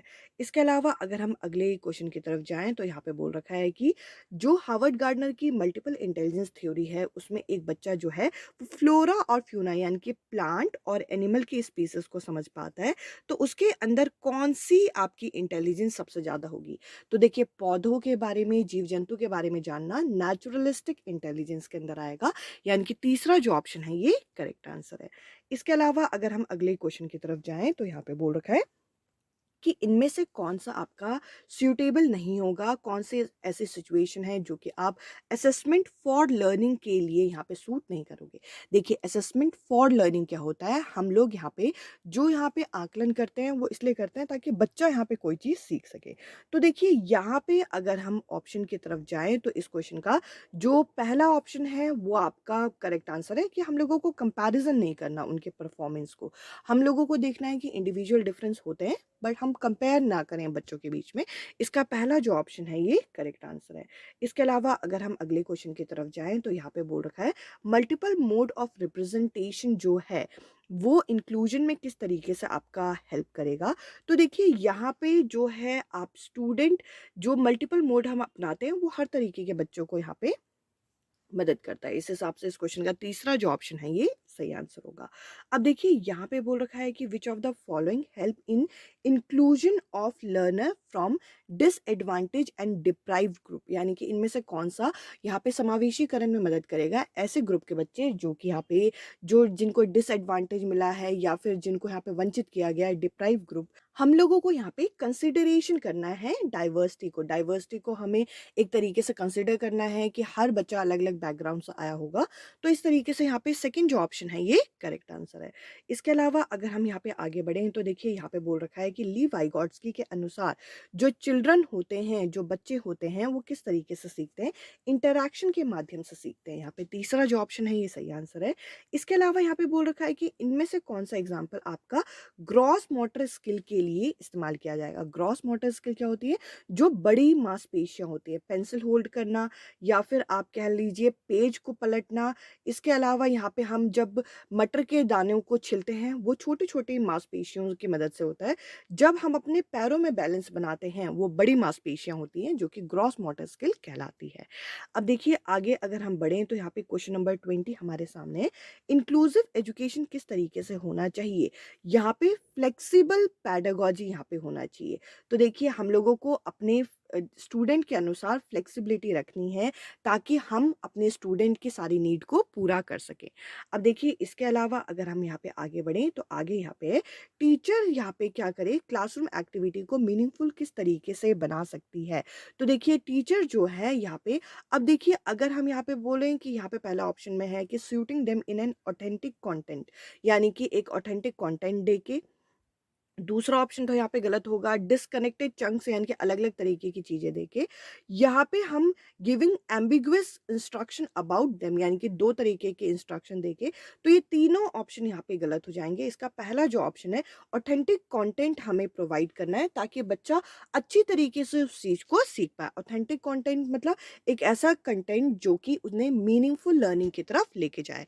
इसके अलावा अगर हम आगे बढ़ें तो देखिए यहाँ पे बोल रखा है कि अगर हम अर्ली ग्रेड्स में अगर हम देखें तो इनमें से सबसे आपका प्रेफरेबल कौन-सा माना जाएगा, सबसे ज़्यादा सूटेबल कौन-सा माना जाएगा टीचिंग लर्निंग प्रोसेस में। तो देखिए लर्निंग बाय डूइंग जो है आपका सबसे बढ़िया होता है अगर आप किसी भी लेवल में यहाँ पे चीज़ें कराना चाहें। तो इस क्वेश्चन का 4th जो ऑप्शन है ये करेक्ट आंसर है। इसके अलावा अगर हम यहाँ पे आगे बढ़ते हैं तो देखिए यहाँ पे बोल रखा है कि इनमें से कौन-सी ऐसी स्टेज होती है जिसमें बच्चे का एनिमेटिव व्यू होता है। तो देखिए पियाजे की यहाँ पे अलग-अलग तरीके के स्टेजेस के बारे में हमें बताया गया है। यहाँ पे जो प्री ऑपरेशनल स्टेज होता है इसके अंदर बच्चे में एनिमेशन होता है। इस क्वेश्चन का दूसरा जो ऑप्शन है ये करेक्ट आंसर है। अब देखिए असर्शन रीज़न हमें दे रखा है। यहाँ पे बोल रखा है कि बहुत सारे बच्चे सिटीज़ में क्या करते हैं, वो अपने बहुत सारे बच्चे क्या करते हैं, a lot of children play in a city on the basis of reality TV show that are see, यानी कि जो भी वो रियलिटी टीवी शो देखते हैं उसके बेसिस पे वो खेल खेलते हैं। और यहाँ पे बोल रखा है apart from family and peer these days media is becoming an important agent of socialisation. दोनों के दोनों सही है कि टीवी में जो चीज़ें बच्चे देख रहे हैं वो चीज़ें कर रहे हैं, और साथ ही साथ आज के टाइम में कहीं न कहीं परिवार और दोस्त के साथ-साथ जो मीडिया है एक इम्पॉर्टेंट रोल हो गया है सोशलाइज़ेशन का। इस हिसाब से यहाँ पे पहला जो ऑप्शन है ये करेक्ट आंसर होगा। अब देखिए अगले क्वेश्चन की तरफ चलते हैं। अगला क्वेश्चन भी एक और यहाँ पे असर्शन रीज़न से रिलेटेड दे रखा है। यहाँ पे बोल रखा है कि टीचर को क्या करना चाहिए, जो कंटेंट वो पढ़ाएं वो बच्चे की डे टू डे लाइफ से कनेक्ट होना चाहिए। बिल्कुल सही। इससे क्या होगा, इससे बच्चे को यहाँ पे वैल्यूएबल लाइफ एक्सपीरियंस मिलेंगे और यहाँ पे एक तरीके से टीचर को भी अटेंशन मिलेगा, यानी कि टीचर एक ऐसा कंटेंट बच्चे को दे रही है जो कि बच्चे के लिए ज़रूरी है, तो कहीं ना कहीं बच्चा वहाँ पे कनेक्ट भी होगा। इस हिसाब से पहला जो ऑप्शन है ये सही है। अब देखिए आगे अगर हम बढ़ें तो यहाँ पे बोल रखा है कि इनमें से कौन सा इंट्रिंसिक मोटिवेशन का एग्जाम्पल है। इंट्रिंसिक मोटिवेशन मतलब कि वो आंतरिक तरीके से अभिप्रेरित है। तो बच्चा अगर न्यू लैंग्वेज को खुद अपने इंटरेस्ट से सीखना चाहे तो इंट्रिंसिक हो गया। अब देखिए इसके अलावा अगर हम देखें अगले क्वेश्चन में बोल रखा है कि इनमें से कौन-सी डिसेबिलिटी जो होगी वो बच्चे को सोशल कम्युनिकेशन में एक तरीके से यहाँ पे चैलेंज करेगी। इस क्वेश्चन का जो करेक्ट आंसर है वो है यहाँ पे ऑटिज़्म। ऑटिज़्म में क्या होता है कि बच्चा किसी के साथ यहाँ पे कनेक्ट होना नहीं चाहता, बच्चा अपनी दुनिया में रहता है। तो देखिए यहाँ पे 4th जो ऑप्शन है ये करेक्ट आंसर है। इसके अलावा यहाँ पे बोल रखा है एक ऐसा बच्चा जो कि 2 से लेकर 6 वर्ष तक का होता है, वो यहाँ पे क्या होता है, वो यहाँ पे अर्ली चाइल्डहुड स्टेज में होता है। इन्फेंसी होता है 0 से बर्थ से 2 साल, इसके बाद अर्ली चाइल्डहुड, फिर मिडल चाइल्डहुड और उसके बाद एडोलेसेंस आता है। अब देखिए इसके अलावा यहाँ पे अगर हम अगले क्वेश्चन की तरफ जाएँ तो यहाँ पे बोल रखा है कि इनमें से कौन-सा करेक्टली मैच है? तो इसका तीसरा ऑप्शन जो है करेक्ट आंसर है कि good boy good girl orientation क्या होता है? जब हम दूसरों के सामने खुद के लिए अप्रूवल लेना चाहें कि हम अच्छे हैं, तो इसके लिए हम करते हैं। इसके अलावा आखिरी क्वेश्चन इस सेट का ज़रा डिस्कस करते हैं। यहाँ पे बोल रखा है एक और असर्शन रीज़न यहाँ पे बोल रखा है कि अगर हम यहाँ पे पार्टिसिपेशन कराएँ बच्चे की सोशल लाइफ़ का, तो ये इसकी लर्निंग के लिए काफ़ी ज़्यादा सिग्निफिकेंट होगा, काफ़ी ज़्यादा ज़रूरी होगा, बिल्कुल सही। अब इसके बाद यहाँ पे बोल रखा है learning is primarily a social activity. Learning जो होती है एक तरीके की सोशल एक्टिविटी मानी जाती है, तो ये भी यहाँ पे सही है। कहीं न कहीं अगर हम सोसाइटी के कॉन्टैक्ट में आएँगे तो हमारी लर्निंग भी होगी। अब देखिए इस क्वेश्चन का सेकंड जो ऑप्शन होगा वो करेक्ट आंसर है। अब चलिए अगले सेट के ज़रा पेपर को डिस्कस करें। इसके अलावा 5 जनवरी का पेपर अभी मेरे पास नहीं है। मैं आप लोगों के लिए अलग से उसकी एक पीडीएफ आप लोगों के लिए डाल दूँगी, वीडियो आप लोगों के लिए डाल दूँगी। यहाँ पे हम 6 जनवरी का ज़रा पेपर देखते हैं, पेपर 1 जिसके अंदर हम सीडीपी कवर करेंगे। तो देखिए यहाँ पे बोल रखा है जो प्रोग्रेसिव क्लासरूम होता है, जो प्रगतिशील कक्षा होती है, उसमें लर्निंग किस तरीके से होनी चाहिए? लर्निंग एक सोशल प्रोसेस माना जाना चाहिए। इस क्वेश्चन का पहला जो ऑप्शन है ये करेक्ट आंसर है। इसके अलावा अगर हम अगले प्रश्न की तरफ जाएँ तो अगले प्रश्न में बोल रखा है कि निम्नलिखित में से कौन-सी स्थिति होती है जब विद्यार्थियों में गर्व का कारण बन जाता है? जब विद्यार्थी यहाँ पे ईगो सेंट्रिक हो जाते हैं। तो देखिए ईगो सेंट्रिक तब होंगे जब अपनी सफलता का कारण स्वयं को मानते हैं। इस क्वेश्चन का तीसरा जो ऑप्शन है ये करेक्ट आंसर है। इसके अलावा अगर हम अगले क्वेश्चन की तरफ जाएँ तो यहाँ पे बोल रखा है for children who is pre operational stage teacher should, यानी कि बच्चा अगर प्री ऑपरेशनल स्टेज में है तो टीचर को यहाँ पे क्या करना चाहिए? तो देखिए टीचर को अगर यहाँ पे हम अलग-अलग ऑप्शन की तरफ जाएँ, तो टीचर को यहाँ पे कंक्रीट प्रॉप्स देने चाहिए, मतलब कंक्रीट मटेरियल देने चाहिए, जिसकी मदद से वो यहाँ पे चीज़ें सीख पाए। इस क्वेश्चन का 4th जो ऑप्शन है होगा, वो करेक्ट आंसर होगा। अब देखिए अगले क्वेश्चन में बोल रखा है कि इनमें से कौन-सा जो स्टेटमेंट है वो हार्वर्ड गार्डनर के अनुसार सही है? तो हार्वर्ड गार्डनर ये मानते थे कि हर किसी की जो हमारी इंटेलिजेंस होती है वो अलग-अलग काइंड की होती है। तो यहाँ पे 4th ऑप्शन यहाँ पे करेक्ट बैठेगा। साथ ही साथ अगर हम अगले क्वेश्चन की तरफ जाएँ, तो जो नेशनल एजुकेशन पॉलिसी 2020 है, वो यहाँ पे किस चीज़ को यहाँ पे प्रमोट करती है? वो कहती है कि हमें बच्चों को सपोर्ट करना है यहाँ पे लर्निंग प्रोसेस में। इस क्वेश्चन का तीसरा जो ऑप्शन है, ये करेक्ट आंसर है। साथ ही साथ अगर हम अगले क्वेश्चन की तरफ देखें, तो यहाँ पे बोल रखा है कि हमें इनमें से कौन-सी चीज़ को अवॉइड करना है, अगर हम स्टूडेंट की हेल्प कर रहे हैं ताकि वो चीज़ों को अच्छे से कॉन्सेप्ट को यहाँ पे सीख पाए। तो हमें क्या चीज़ यहाँ पे अवॉइड करना है? तो हम लोग सीधा जो चीज़ों को कॉपी करना है, इस चीज़ को हम बिना समझाए बस कॉपी कर लें, इतना हमें बोलना है, इस चीज़ को हमें अवॉइड करना है। हमें यहाँ पे मीनिंगफुल लर्निंग करानी है। इस क्वेश्चन का पहला जो ऑप्शन होगा वो सही आंसर है। साथ ही साथ अगर हम अगले क्वेश्चन की तरफ जाएँ तो यहाँ पे बोल रखा है कि विद्यार्थियों के बीच भ्रांतियाँ उसके बारे में क्या कहलाती है? यानी कि जो भ्रांतियाँ होती है वो क्या कहलाती है? ये एक तरीके से अवधारणा होती है जो कि सहज समझ के साथ आती है। यहाँ पे दूसरा जो ऑप्शन होगा ये सही आंसर है। साथ ही साथ अगर हम अगले क्वेश्चन की तरफ जाएँ तो अगला क्वेश्चन है कि after answering the question based on recall of a specific information a student is reflecting on his own clue help her. बच्चा यहाँ पे क्या कर रहा है? बच्चा किसी प्रश्न का उत्तर दे रहा है, किसी स्पेसिफिक चीज़ को रिकॉल करके। तो बच्चे के अंदर किस तरीके की डेवलपमेंट यहाँ पे होगी? बच्चा यहाँ पे मेटाकॉग्निशन कर रहा है। इस क्वेश्चन का तीसरा जो ऑप्शन होगा वो करेक्ट आंसर है। अब चलिए अगले क्वेश्चन की तरफ चलते हैं। अगला क्वेश्चन हम लोगों के सामने यहाँ पे असर्शन रीज़न यहाँ पे दे रखा है। क्वेश्चन नंबर 9 यहाँ पे बोल रखा है कि जो चिल्ड्रन की नॉलेज होती है, उसकी स्किल होती है, उसके वैल्यू, उसके custom society custom of a society bye their parents only, यानी कि हम लोगों बच्चे को जो नॉलेज देते हैं, स्किल देते हैं, वैल्यू देते हैं, कस्टम देते हैं सोसाइटी का, वो सिर्फ़ परिवार द्वारा दिया जाता है। तो देखिए ओनली की वजह से ये असर्शन गलत है। अब आगे देखते हैं, socialisation of a children is simple and linear process, ये भी गलत है। सोशलाइजेशन सिंपल और लीनियर प्रोसेस है, यानी कि एक ही तरीके से होता है, ये भी यहाँ पे गलत है। तो दोनों ही चीज़ें यहाँ पे गलत है। तो यहाँ पे जो करेक्ट आंसर होगा, both assertion and reason are false. अब चलिए अगले क्वेश्चन की तरफ जाते हैं। यहाँ पे बोल रखा है कि इंक्लूजन मीन्स, जो हम यहाँ पे समावेशीकरण करते हैं वो क्या है। इसके अंदर हम लोग हर सोशल आइडेंटिटी को बराबर पर्सपेक्टिव देते हैं। यहाँ पे जो करेक्ट आंसर होगा वो होगा चौथा ऑप्शन। इसके अलावा अगर हम देखें तो यहाँ पे बोल रखा है कि प्राइमरी लेवल पे जो नेशनल एजुकेशन पॉलिसी 2020 बनी है, इसका पर्पस क्या है, इसमें हमें कौन सी लैंग्वेज में पढ़ाना चाहिए। यहाँ पे बोला जाता है हमें उनकी मदर टंग या फिर होम लैंग्वेज में पढ़ाना है। तो देखिए हिंदी इंग्लिश की बात नहीं की गई है, हिंदी अगर होम लैंग्वेज है तो हिंदी को चूज़ करेंगे। यहाँ पे बोला गया है कि कक्षा 5 तक हम लोगों को बच्चे की जो मदर टंग है या फिर होम लैंग्वेज है उसमें उसे शिक्षा दी जानी चाहिए। थर्ड ऑप्शन यहाँ पे करेक्ट आंसर है। अब चलिए अगले प्रश्न की तरफ जाते हैं। यहाँ पे बोल रखा है कि which of the following should be avoid by teacher while teaching a new concept to student. इनमें से कौन सी चीज़ को टीचर को अवॉइड करना चाहिए जब टीचर एक नए कॉन्सेप्ट को यहाँ पे पढ़ा रही है। तो देखिए यहाँ पे अगर हम देखें तो हम लोगों को टीच एज अ टीचर क्या चीज़ें करनी चाहिए। तो देखिए क्या चीज़ नहीं करनी चाहिए। पहला ऑप्शन में बोल रखा है प्रीवियस नॉलेज को यूज़ करना है, ये तो सही है। हम लोगों को अलग अलग तरीके से हम लोगों को एग्जाम्पल देने, ये भी सही है, क्योंकि हमें नॉट वाले ऑप्शन को चूज़ करना है जो कि हमें फोर्थ ऑप्शन में यहाँ पे मिलेगा। अब चलिए अगले क्वेश्चन की तरफ चलते हैं। अगले क्वेश्चन में हम लोगों को यहाँ पे बोल रखा है कि किस प्रकार का शिक्षा शास्त्र एक शिक्षक को अपनी कक्षा में व्यक्तिगत विभिन्नता पर ध्यान देने में मदद करेगा। यानी कि किस तरीके की टीचिंग पैडागोजी जो होगी वो टीचर को मदद करेगी यहाँ पे व्यक्तिगत विभिन्नता को दूर करने में। तो देखिए यहाँ पे जो करेक्ट आंसर होगा ये होगा हमारा पहला ऑप्शन। अब चलिए अगले क्वेश्चन की तरफ चलते हैं, जो कि है यहाँ पे बोल रखा है कि a step by step perception of achieving a goal. अगर हम स्टेप बाय स्टेप बच्चे को गोल को अचीव करने की तरफ लेके जा रहे हैं तो ये आपका क्या कहलाएगा। तो देखिए यहाँ पे हम क्या कर रहे हैं, बच्चे को स्टेप बाय स्टेप बच्चे को उस जगह पे लेके जा रहे हैं जो उसका मेन गोल है। तो यहाँ पे second option mean and analysis जो है ये करेक्ट आंसर है।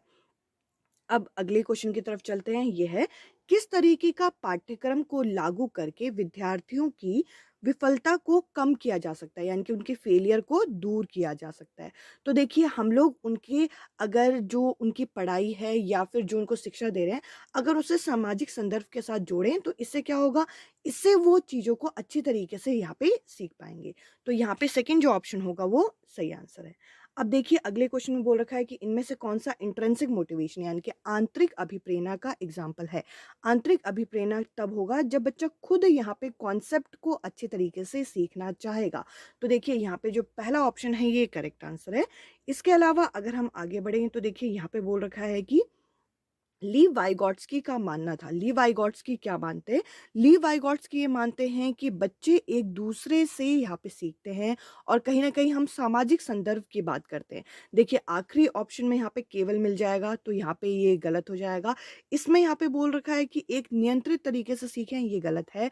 और अगर पहले ऑप्शन की तरफ जाएँ तो यहाँ पे हम लोगों को बोल रखा है कि निष्क्रिय तरीके से सिखाना है, यानी कि पैसिव तरीके से सिखाना है, ये भी गलत है। यहाँ पे तीसरा जो ऑप्शन होगा ये सही आंसर है। अब देखते हैं हम अगला क्वेश्चन, यहाँ पे बोल रखा है a teacher should dash her student for making intuitive guess to answer a question. यहाँ पे टीचर को क्या करना चाहिए कि बच्चे यहाँ पे एक तरीके से टीचर को किस तरीके से यहाँ पे क्लू देना चाहिए ताकि बच्चा आंसर दे सके। टीचर को यहाँ पे क्या करना है, टीचर को यहाँ पे एनकरेज करना है बच्चे को क्लूज़ वगैरह देके ताकि बच्चा आंसर तक यहाँ पे पहुँच सके। इसके अलावा यहाँ पे बोल रखा है कि जो डेवलपमेंट होता है, वो यहाँ पे आपका कहाँ से कहाँ तक प्रोसीड होता है। तो देखिए डेवलपमेंट के लिए अगर हम देखें विकास जो होता है, इसके 2 आपके अलग-अलग तरीके के हमारे सीक्वेंस है, एक सेफेलोकॉर्डल, एक प्रॉक्सिमोडिस्टल। तो यहाँ पे हेड टू हेड तो नहीं होगा। इसके अलावा अगर हम देखें तो एब्स्ट्रैक्ट से कॉन्क्रीट यहाँ पे नहीं होगा, कॉन्क्रीट से एब्स्ट्रैक्ट होता है। इसके अलावा यहाँ पे हम ये एक्सट्रीम से सेंटर नहीं होता, यहाँ जनरल से स्पेसिफिक जो है ये करेक्ट आंसर है। इसके अलावा अगर हम अगले प्रश्न की तरफ जाएँ तो यहाँ पे बोल रखा है कि बैठने की व्यवस्था में लचीलापन अगर हम करते हैं, अधिगमकर्ताओं के समूह के रूप में ये कक्षा कक्ष में किस तरीके की विशेषता दिखाता है? तो देखिए हम लोग क्या कर रहे हैं कि यहाँ पे हम लोग सीटिंग अरेंजमेंट हम बदलते जा रहे हैं। इससे क्या होगा, कक्षा के अंदर हम एक तरीके से सामाजिक संरचना कर रहे हैं। इस क्वेश्चन का तीसरा जो ऑप्शन है ये करेक्ट आंसर है। अब देखिए अगले क्वेश्चन में हम लोगों को ये बोल रखा है कि एक लर्नर जो है यहाँ पे क्या कर रहा है कि लार्ज चीज़ें जैसे बॉल वगैरह को अपने हाथ से पकड़ रहा है और उसके बाद यहाँ पे क्या कर रहा है, उसके बाद वो छोटी-छोटी चीज़ों को पकड़ रहा है। तो ये किस तरीके का प्रिंसिपल होगा? तो देखिए पहले बड़ी चीज़ों को फिर छोटी चीज़ों को, तो यहाँ पे प्रॉक्सी मोडेस्टल डेवलपमेंट का सीक्वेंस माना जाता है जिसमें पहले बड़ी चीज़ों पे हमारा पकड़ आता है फिर छोटी चीज़ों पे। अब देखिए आगे हम बढ़ते हैं, आगे यहाँ पे बोल रखा है कि अगर आपको सक्सेसफुल इंक्लूजन करना है ऐसे बच्चों का जो कि कल्चरली डाइवर्स बैकग्राउंड से आते हैं, तो आपको क्या चीज़ यहाँ पे अवॉइड करनी है? तो देखिए यहाँ पे करेक्ट आंसर होगा कि हमें प्रायोरिटी नहीं देनी ऐसे ग्रुप को जो कि डोमिनेंट हो। तो यहाँ पे क्या होगा, जो डिप्राइव ग्रुप होंगे यानी कि ऐसे ग्रुप जो कि आपके बाहर से आए होंगे, वो यहाँ पे एक तरीके से अपने आप को यहाँ पे वंचित समझेंगे। इस क्वेश्चन का तीसरा जो ऑप्शन है ये करेक्ट आंसर है। अब देखिए अगले क्वेश्चन की तरफ चलते हैं जो कि है which of the following practice should be effective in ensuring inclusion of student with learning disability, यानी कि इनमें से कौन सा प्रैक्टिस जो होगा वो इंक्लूजन करने में मदद करेगा ऐसे बच्चे का जो कि लर्निंग डिफिकल्टी यहाँ डिसेबिलिटीज यहाँ पे उनके अंदर है। तो देखिए यहाँ पे ये जो ओनली वर्ड की वजह से ये लास्ट ऑप्शन जो है यहाँ पे क्या है, ये आपका इफ़ेक्टिव नहीं है। तो देखिए हम लोगों को ऐसे ऑप्शन को देखना है जो कि इफ़ेक्टिव होगा। तो यहाँ पे तीसरा जो ऑप्शन होगा वो सही होगा कि हम लोगों को अलग-अलग तरीके के अल्टरनेटिव यहाँ पे इन्फॉर्मेशन बच्चे को देनी है। अब देखिए आगे हम बढ़ते हैं और हमें यहाँ पे एक असर्शन रीज़न दे रखा है जिसके अंदर हम लोगों को यहाँ पे कथन दे रखा है कि वह बच्चा जो उच्च आय वाले परिवार से आता है, उन बच्चों से अपना दिन बहुत अलग बीतता है जो निम्न आय वाले परिवार से आते हैं। कहीं न कहीं अगर हमारे घर में इकोनॉमिक स्टेटस अलग-अलग है, तो हमारा जो लाइफ़स्टाइल है वो भी अलग होगा, ये सही है। यहाँ पे बोल रखा है इसका तर्क ये है कि बचपन की जो संकल्पना होती है, वो सार्वभौमिक नहीं होती तथा बच्चे में विविधता होती है। तो हर बच्चे में यहाँ पे विविधता देखी जाती है। तो देखिए अगर हम ऑप्शन की तरफ जाएँ तो यहाँ पे तीसरा जो ऑप्शन होगा वो सही आंसर है। अब चलिए अगले क्वेश्चन की तरफ जाते हैं। यहाँ पे बोल रखा है स्टूडेंट विद गिफ्टेडनेस, यानी कि ऐसे बच्चे जो गिफ्टेड चाइल्ड होते हैं, वो क्या करते हैं, वो इन्फॉर्मेशन को क्विकली एब्ज़ॉर्ब कर लेते हैं और सही तरीके से एब्ज़ॉर्ब करते हैं। तीसरा जो ऑप्शन है ये सही आंसर है। इसके अलावा यहाँ पे बोल रखा है कि लॉरेंस कोलबर्ग की जो मोरल डेवलपमेंट थ्योरी है, इसके अंदर यहाँ पे हम ह्यूमन राइट और जस्टिस को अगर ज़्यादा इम्पोर्टेंस दें, तो यहाँ पर हम कौन-सी स्टेज में होंगे? तो देखिए यहाँ पे हम क्या कर रहे हैं कि लॉ और ऑर्डर की बात कर रहे हैं, तो यहाँ पे पहला ऑप्शन यहाँ पे सही जाएगा। अब देखिए अगला क्वेश्चन हम लोगों के सामने है कि निम्नलिखित में से पान का सही उदाहरण क्या है? पान क्या होता है कि हम जब दूसरों की मदद करें, तो देखिए सवाल-जवाब या फिर पुरस्कार देना या फिर एक तरीके से प्रतिक्रिया करना अनुकूलन तरीके से ये सही नहीं होगा। हम लोग जब एक तरीके से संकेत और इशारा देते हैं यानी कि क्लू देते हैं, हिंट देते हैं तो ये सही जाएगा। 4th ऑप्शन यहाँ पे सही है।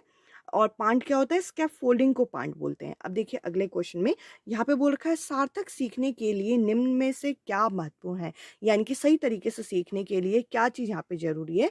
बच्चों के व्यवहार, बच्चों के विचार और अनुभवों को जगह देना यहाँ पे इस तरीके से यहाँ पे हम सार्थक तरीके से बच्चे को सिखा सकते हैं। साथ ही साथ अगर हम अगले क्वेश्चन की तरफ बढ़ें तो अगला क्वेश्चन यहाँ पे है कि एक बच्चा है जो कि स्टेज कौन से स्टेज में है? Children in stage understand object permanence but does not recognize the action in a reverse way, यानी कि वो ऑब्जेक्ट परमानेंस में है पर वो रिवर्स तरीके से चीज़ों को नहीं सीख पाता। तो वो अभी कौन से स्टेज में है? वो सेंसरी मोटर में है। ऑब्जेक्ट परमानेंस हमारा जो हमारा संवेदीय पेशी अवस्था होती है उसके अंदर होता है जो कि हमारा पहली अवस्था है जीन प्याजे की कोग्निटिव डेवलपमेंट में। अब देखिए डिसलेक्सिया जो है वो किससे एसोसिएट करता है? सबसे आसान क्वेश्चन, ये हमारा रीडिंग से संबंध रखता है। इस क्वेश्चन का पहला जो ऑप्शन है ये सही आंसर है। आई होप ये क्वेश्चन आपने मैच किए होंगे। अब चलिए अगले सेट के जरा क्वेश्चन को हम मैच करें। अब हम यहाँ पे डिस्कस करेंगे 7 जनवरी का पेपर। तो चलिए जरा पेपर 1 के 30 क्वेश्चन यहाँ पे भी सीडीपी के करते हैं। तो देखिए यहाँ पे पहले क्वेश्चन में बोल रखा है कि सेंट्रल फोकस जो है नेशनल एजुकेशन पॉलिसी का वो किस चीज़ पे है? तो देखिए यहाँ पे वो मानते हैं कि हमें मल्टी डिसिप्लिनरी और होलिस्टिक एजुकेशन बच्चे को देनी है। यहाँ पे पहला जो ऑप्शन है ये करेक्ट आंसर है। अब देखिए अगले क्वेश्चन को। अगला क्वेश्चन यहाँ पे है कि जो डेवलपमेंट होता है वो क्या किस चीज़ पे डिपेंड करता है? तीनों चीज़ों पे डिपेंड करता है। हमारे जेनेटिक मेकअप पे, हमारी फिजिकल एनवायरनमेंट पे, सोशल और कल्चरल फैक्टर पे। तो ये पहला ऑप्शन यहाँ पे करेक्ट आंसर होगा। अब देखिए अगले क्वेश्चन की तरफ। अगले क्वेश्चन में हमसे पूछ रखा है कि असर्शन रीज़न हमें बताना है। यहाँ पे बोल रखा है कि एक बच्चा जो है वो 11 महीने में चलना शुरू करता है, दूसरा बच्चा 15वें महीने तक वो चलना शुरू कर रहा है। इसका कारण क्या बता रखा है कि डेवलपमेंट जो होता है सबका अलग-अलग रेट से होता है। तो ये दोनों के दोनों यहाँ पे बिल्कुल सही हैं। इस हिसाब से यहाँ पे जो करेक्ट आंसर होगा वो होगा दूसरा ऑप्शन। अब चलते हैं अगले क्वेश्चन की तरफ। यहाँ पे पूछ रखा है हमसे which of the following is an agency of primary socialisation of a children? तो इसका आंसर होगा परिवार यानी कि फैमिली। अब देखिए यहाँ पे हम लोगों को बोल रखा है कि अगर हम लोग यहाँ पे डिस्कशन कराएं ग्रुप में और पॉजिटिव टीचर और स्टूडेंट का रिलेशन हो तो ये क्या चीज़ यहाँ पे दिखाता है? ये यहाँ पे हमें प्रोग्रेसिव क्लासरूम दिखाता है, प्रगतिशील कक्षा ये दिखाता है। अब देखिए अगले क्वेश्चन में बोल रखा है कि यहाँ पे हमें बताना है कि right action is defined by chosen by ethical principle of conciseness. यहाँ पे बोल रखा है कि हम लोग जो सही एक्शन शो करते हैं वो ये दिखाता है कि हम लोगों ने क्या चीज़ यहाँ पे चूज़ की। तो देखिए ये यहाँ पे लॉरेंस कोलबर्ग के कौन से स्टेज है? देखिए हम लोग जो काम करते हैं वो हमारा एक तरीके से वो चीज़ें होती हैं जो हमने खुद चूज़ की हैं। ये यहाँ पे यूनिवर्सल एथिकल प्रिंसिपल के अंदर आता है। ये काफ़ी हायर लेवल माना जाता है लॉरेंस कोलबर्ग की मोरल डेवलपमेंट थ्योरी का। इसके अलावा अगर हम यहाँ पे आगे बढ़ें तो यहाँ पे बोल रखा है कि एक बच्चा जो है वो क्या कर रहा है, वो आपके जो स्टूडेंट हैं यहाँ पे वो काफ़ी लाउड बात कर रहे हैं। तो एज़ अ टीचर आप लोगों को उनके रिस्पॉन्स को किस तरीके से यहाँ पे एक तरीके से टैकल करना है, किस तरीके से आपको रिस्पॉन्स करना है। आपको क्या करना है कि बच्चों को आप एनकरेज करो कि वो खुद को रेगुलेट करें, ना कि आप डाँट फटकार के उनको दूर कर दो। अब देखते हैं अगला क्वेश्चन। अगला क्वेश्चन हम लोगों के सामने है कि यहाँ पे पूछ रखा है कि स्टूडेंट का जो फेलियर होता है, उसमें कौन-सा फैक्टर यहाँ पे रिस्पॉन्सिबल होता है? तो अगर हम यहाँ पे ऑप्शन देखें, तो यहाँ पे अगर हम स्टूडेंट के फेलियर की बात करें, तो यहाँ पे हमारा सेकंड ऑप्शन जो हमारा करिकुलम है, कहीं न कहीं वो इस चीज़ के लिए रिस्पॉन्सिबल होता है। इस क्वेश्चन का दूसरा जो ऑप्शन है ये करेक्ट आंसर है। अब चलते हैं अगले क्वेश्चन की तरफ। यहाँ पे बोल रखा है क्वेश्चन नंबर 9 हमारे सामने असर्शन है। यहाँ पे बोल रखा है कि टीचर जो है यहाँ पे डिसीजन मेकिंग में और यहाँ पे बच्चे को एक्टिविटी में पार्ट करने के लिए एनकरेज कर सकती हैं। ये बिल्कुल सही है। और यहाँ पे बोल रखा है कि जो लर्निंग होती है वो टीचर से स्टूडेंट की तरफ डायरेक्टली ट्रांसमिट होती है। तो देखिए अगर हम असर्शन को पढ़ें तो असर्शन सही है पर रीज़न यहाँ पे गलत है। तो यहाँ पर जो करेक्ट आंसर आपका होना चाहिए वो यहाँ पे होना चाहिए दूसरा ऑप्शन। अब देखते हैं अगला क्वेश्चन। अगले क्वेश्चन में हमें बोल रखा है कि जो चाइल्ड सेंटर क्लासरूम है उसमें स्टूडेंट क्या होना चाहिए? एक्टिव कंस्ट्रक्टर होना चाहिए नॉलेज का। अब देखते हैं अगला क्वेश्चन। यहाँ पे बोल रखा है कि जो स्टूडेंट है वो आपका बुक पढ़ रहा है ताकि अपनी क्यूरियोसिटी को सेटिस्फाई कर सके। तो देखिए क्यूरियोसिटी को सेटिस्फाई करना चाहता है तो वो मास्टरी चाहता है अपने गोल्स में। यहाँ पे आपका थर्ड ऑप्शन जो है ये करेक्ट आंसर होगा। इसके अलावा अगर हम अगले क्वेश्चन की तरफ चलें तो अगले क्वेश्चन में बोल रखा है कि इफ़ेक्टिव लर्निंग कब होगी? जब लर्नर यहाँ पे क्या होगा? एक्टिव होगा। एक्टिव होने से लर्निंग भी इफ़ेक्टिव होगी। अब देखते हैं अगला क्वेश्चन। यहाँ पे बोल रखा है कि लर्निंग जो हम कराएं सोशल कॉन्टेक्स्ट में इसके संदर्भ में कौन सा जो स्टेटमेंट है वो सही नहीं होगा। तो देखिए लर्निंग जो है हम बच्चे के सर पे डाल दें कि तुम अपने आप ही सीख लो, तो ये यहाँ पे सही नहीं माना जाएगा। तो नॉट वाले ऑप्शन को टिक करना था, इसलिए सेकंड जो ऑप्शन है यहाँ पे करेक्ट आंसर है। अब देखते हैं यहाँ पे बोल रखा है कि इनमें से कौन-सी जो लर्निंग डिसेबिलिटी होगी, इसमें बच्चे के हैंड आई कोऑर्डिनेशन और बैलेंस वगैरह जो है वो अफेक्ट होंगे। तो इस क्वेश्चन का फोर्थ जो ऑप्शन है ये करेक्ट आंसर है। अब देखते हैं अगला क्वेश्चन। अगला क्वेश्चन हम लोगों के सामने, इंक्लूसिव एजुकेशन के लिए क्या चीज़ ज़रूरी है? इंक्लूसिव एजुकेशन के लिए आप लोग क्या करोगे? देखिए यहाँ पे अगर हम ऑप्शन की तरफ जाएँ तो कॉम्पिटिशन कराना या स्ट्रिक्ट टीचर सेंटर पेडागोजी या रिजिड रहना ये सही नहीं है। स्टूडेंट की नीड को हमें समझना है। इसके अलावा अगले क्वेश्चन में बोल रखा है कि इनमें से कौन से टाइप का जो क्वेश्चनिंग होगी वो क्लासरूम में ज़्यादा सही नहीं मानी जाएगी। तो देखिए क्वेश्चनिंग ऐसी नहीं होनी चाहिए जिसका सिर्फ हमें आंसर चाहिए हो। तो देखिए इससे तो बच्चा रट के भी आंसर दे सकता है, तो सेकंड जो ऑप्शन है ये सही आंसर है। अब देखते हैं अगला क्वेश्चन। एक 5 साल का बच्चा है जो कि क्या कर रहा है कि टॉल और नैरो ग्लास उसके सामने यहाँ पे रखी गई है। तो देखिए यहाँ पे बोल रखा है कि एक 5 ईयर ओल्ड बच्चा है जो कि यहाँ पे रीज़न नहीं बता पा रहा कि किस। अब देखिए 2 अलग-अलग मैं आपके सामने जार रख रही हूँ। यहाँ पे अगर बच्चे के सामने इन दोनों में पानी यहाँ पे डाला जाए और पानी अगर बराबर मात्रा में डाला जाए तो वो बच्चा ये बता नहीं पा रहा कि किस में अभी पानी ज़्यादा है और किस में अभी पानी कम है। तो यहाँ पे वो बच्चा अभी कौन-सी स्टेज में है, यहाँ पे वो बच्चा अभी इस चीज़ को रिवर्स नहीं कर पा रहा है। इस क्वेश्चन का सी जो ऑप्शन है ये करेक्ट आंसर है। इसके अलावा अगर हम आगे बढ़ें तो अगला क्वेश्चन है कि लर्निंग और इन्फॉर्मेशन जो है, ये क्या है आपका एक तरीके से। ये बच्चे के यहाँ पे हम ये कह सकते हैं कि बच्चे के इमोशन का एक सिग्निफिकेंट रोल माना जाता है, जो लर्निंग और इन्फॉर्मेशन है। अब देखते हैं अगला क्वेश्चन। अगला क्वेश्चन हम लोगों के सामने है कि बॉयज़ जो हैं वो कार से खेलेंगे और मैकेनिकल ब्लॉक बनाएँगे, गर्ल्स जो हैं वो डॉल से खेलती हैं। ये क्या दिखाता है? ये जेंडर बायसनेस को दिखाता है। अब चलते हैं अगले क्वेश्चन की तरफ। यहाँ पे बोल रखा है कि make believe play. Make believe play होता क्या है? जब हम दूसरों पे यहाँ पे बिलीव करते हैं। ये कब आता है? आपका अर्ली चाइल्डहुड में आता है, जो कि सेकंड ऑप्शन में दे रखा है। अब देखिए अगला क्वेश्चन यहाँ पे बोल रखा है कि as children enter the school. बच्चे जब स्कूल में एंटर करें तो हमें क्या करना है, बच्चे की जो लैंग्वेज है उसको अलाउ करना है कि वो अपनी मातृभाषा में बोल सके, क्योंकि शुरुआत में उसे वही चीज़ आती है। फर्स्ट ऑप्शन यहाँ पे करेक्ट आंसर है। अब देखिए यहाँ पे बोल रखा है कि इनमें से किसने यहाँ पे हमारे लैंग्वेज को यहाँ पे सिग्निफिकेंट रोल बताया। यानी कि क्वेश्चन मैंने उल्टा पढ़ दिया। यहाँ पे बोल रखा है कि ली वाइगॉट्स्की ने इनमें से कौन से फैक्टर को यहाँ पे कोग्निटिव डेवलपमेंट के लिए इंपॉर्टेंट रोल बताया। आंसर है हमारा लैंग्वेज। भाषा जो है ये एक इंपॉर्टेंट टूल माना जाता है ली वाइगॉट्स्की के अनुसार। यहाँ पे हमसे पूछ रखा है कि which of the following statement about error is correct. यानी कि जो बच्चे गलतियाँ करते हैं उसके संदर्भ में क्या चीज़ यहाँ पे सही है। तो बच्चों की जो गलतियाँ हैं उसे हमें लर्निंग में जो हम डिस्कशन कराएँ और उनको एनालिसिस में हमें इंक्लूड करना चाहिए। यहाँ पे तीसरा जो ऑप्शन होगा वो सही आंसर है। अब यहाँ पे हमसे पूछ रखा है जो मेटाकॉग्निशन है, ये स्किल हमें किस चीज़ से रिलेट करती है? ये हमारी थिंकिंग और लर्निंग से ये रिलेट होती है। अब देखिए 25वें क्वेश्चन में हमसे बोल रखा है कि अगर हमें स्टूडेंट में नए नॉलेज को कंस्ट्रक्ट करना है तो हम लोगों को क्या चीज़ करनी चाहिए। हम लोगों को देखिए it is completely align and foreign to them. तो देखिए यहाँ पे ये गलत है। हम लोगों को क्या करना है कि नए नॉलेज को उनके ऑलरेडी अंडरस्टैंड चीज़ों के साथ यहाँ पे हमें क्या करना है, मर्ज करने की कोशिश करना है। अब देखिए अगले क्वेश्चन को ज़रा डिस्कस करें। यहाँ पे बोल रखा है अगर हम सक्सेसफुल इंक्लूजन करना चाहें तो हम लोग ट्राइबल कम्युनिटी का, तो टीचर को क्या चीज़ इनमें से अवॉइड करनी है।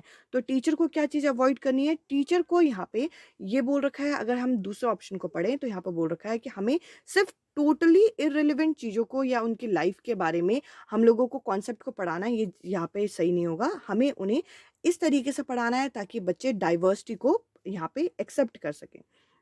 दूसरा जो ऑप्शन है ये करेक्ट आंसर है। अब देखिए अगले क्वेश्चन की तरफ।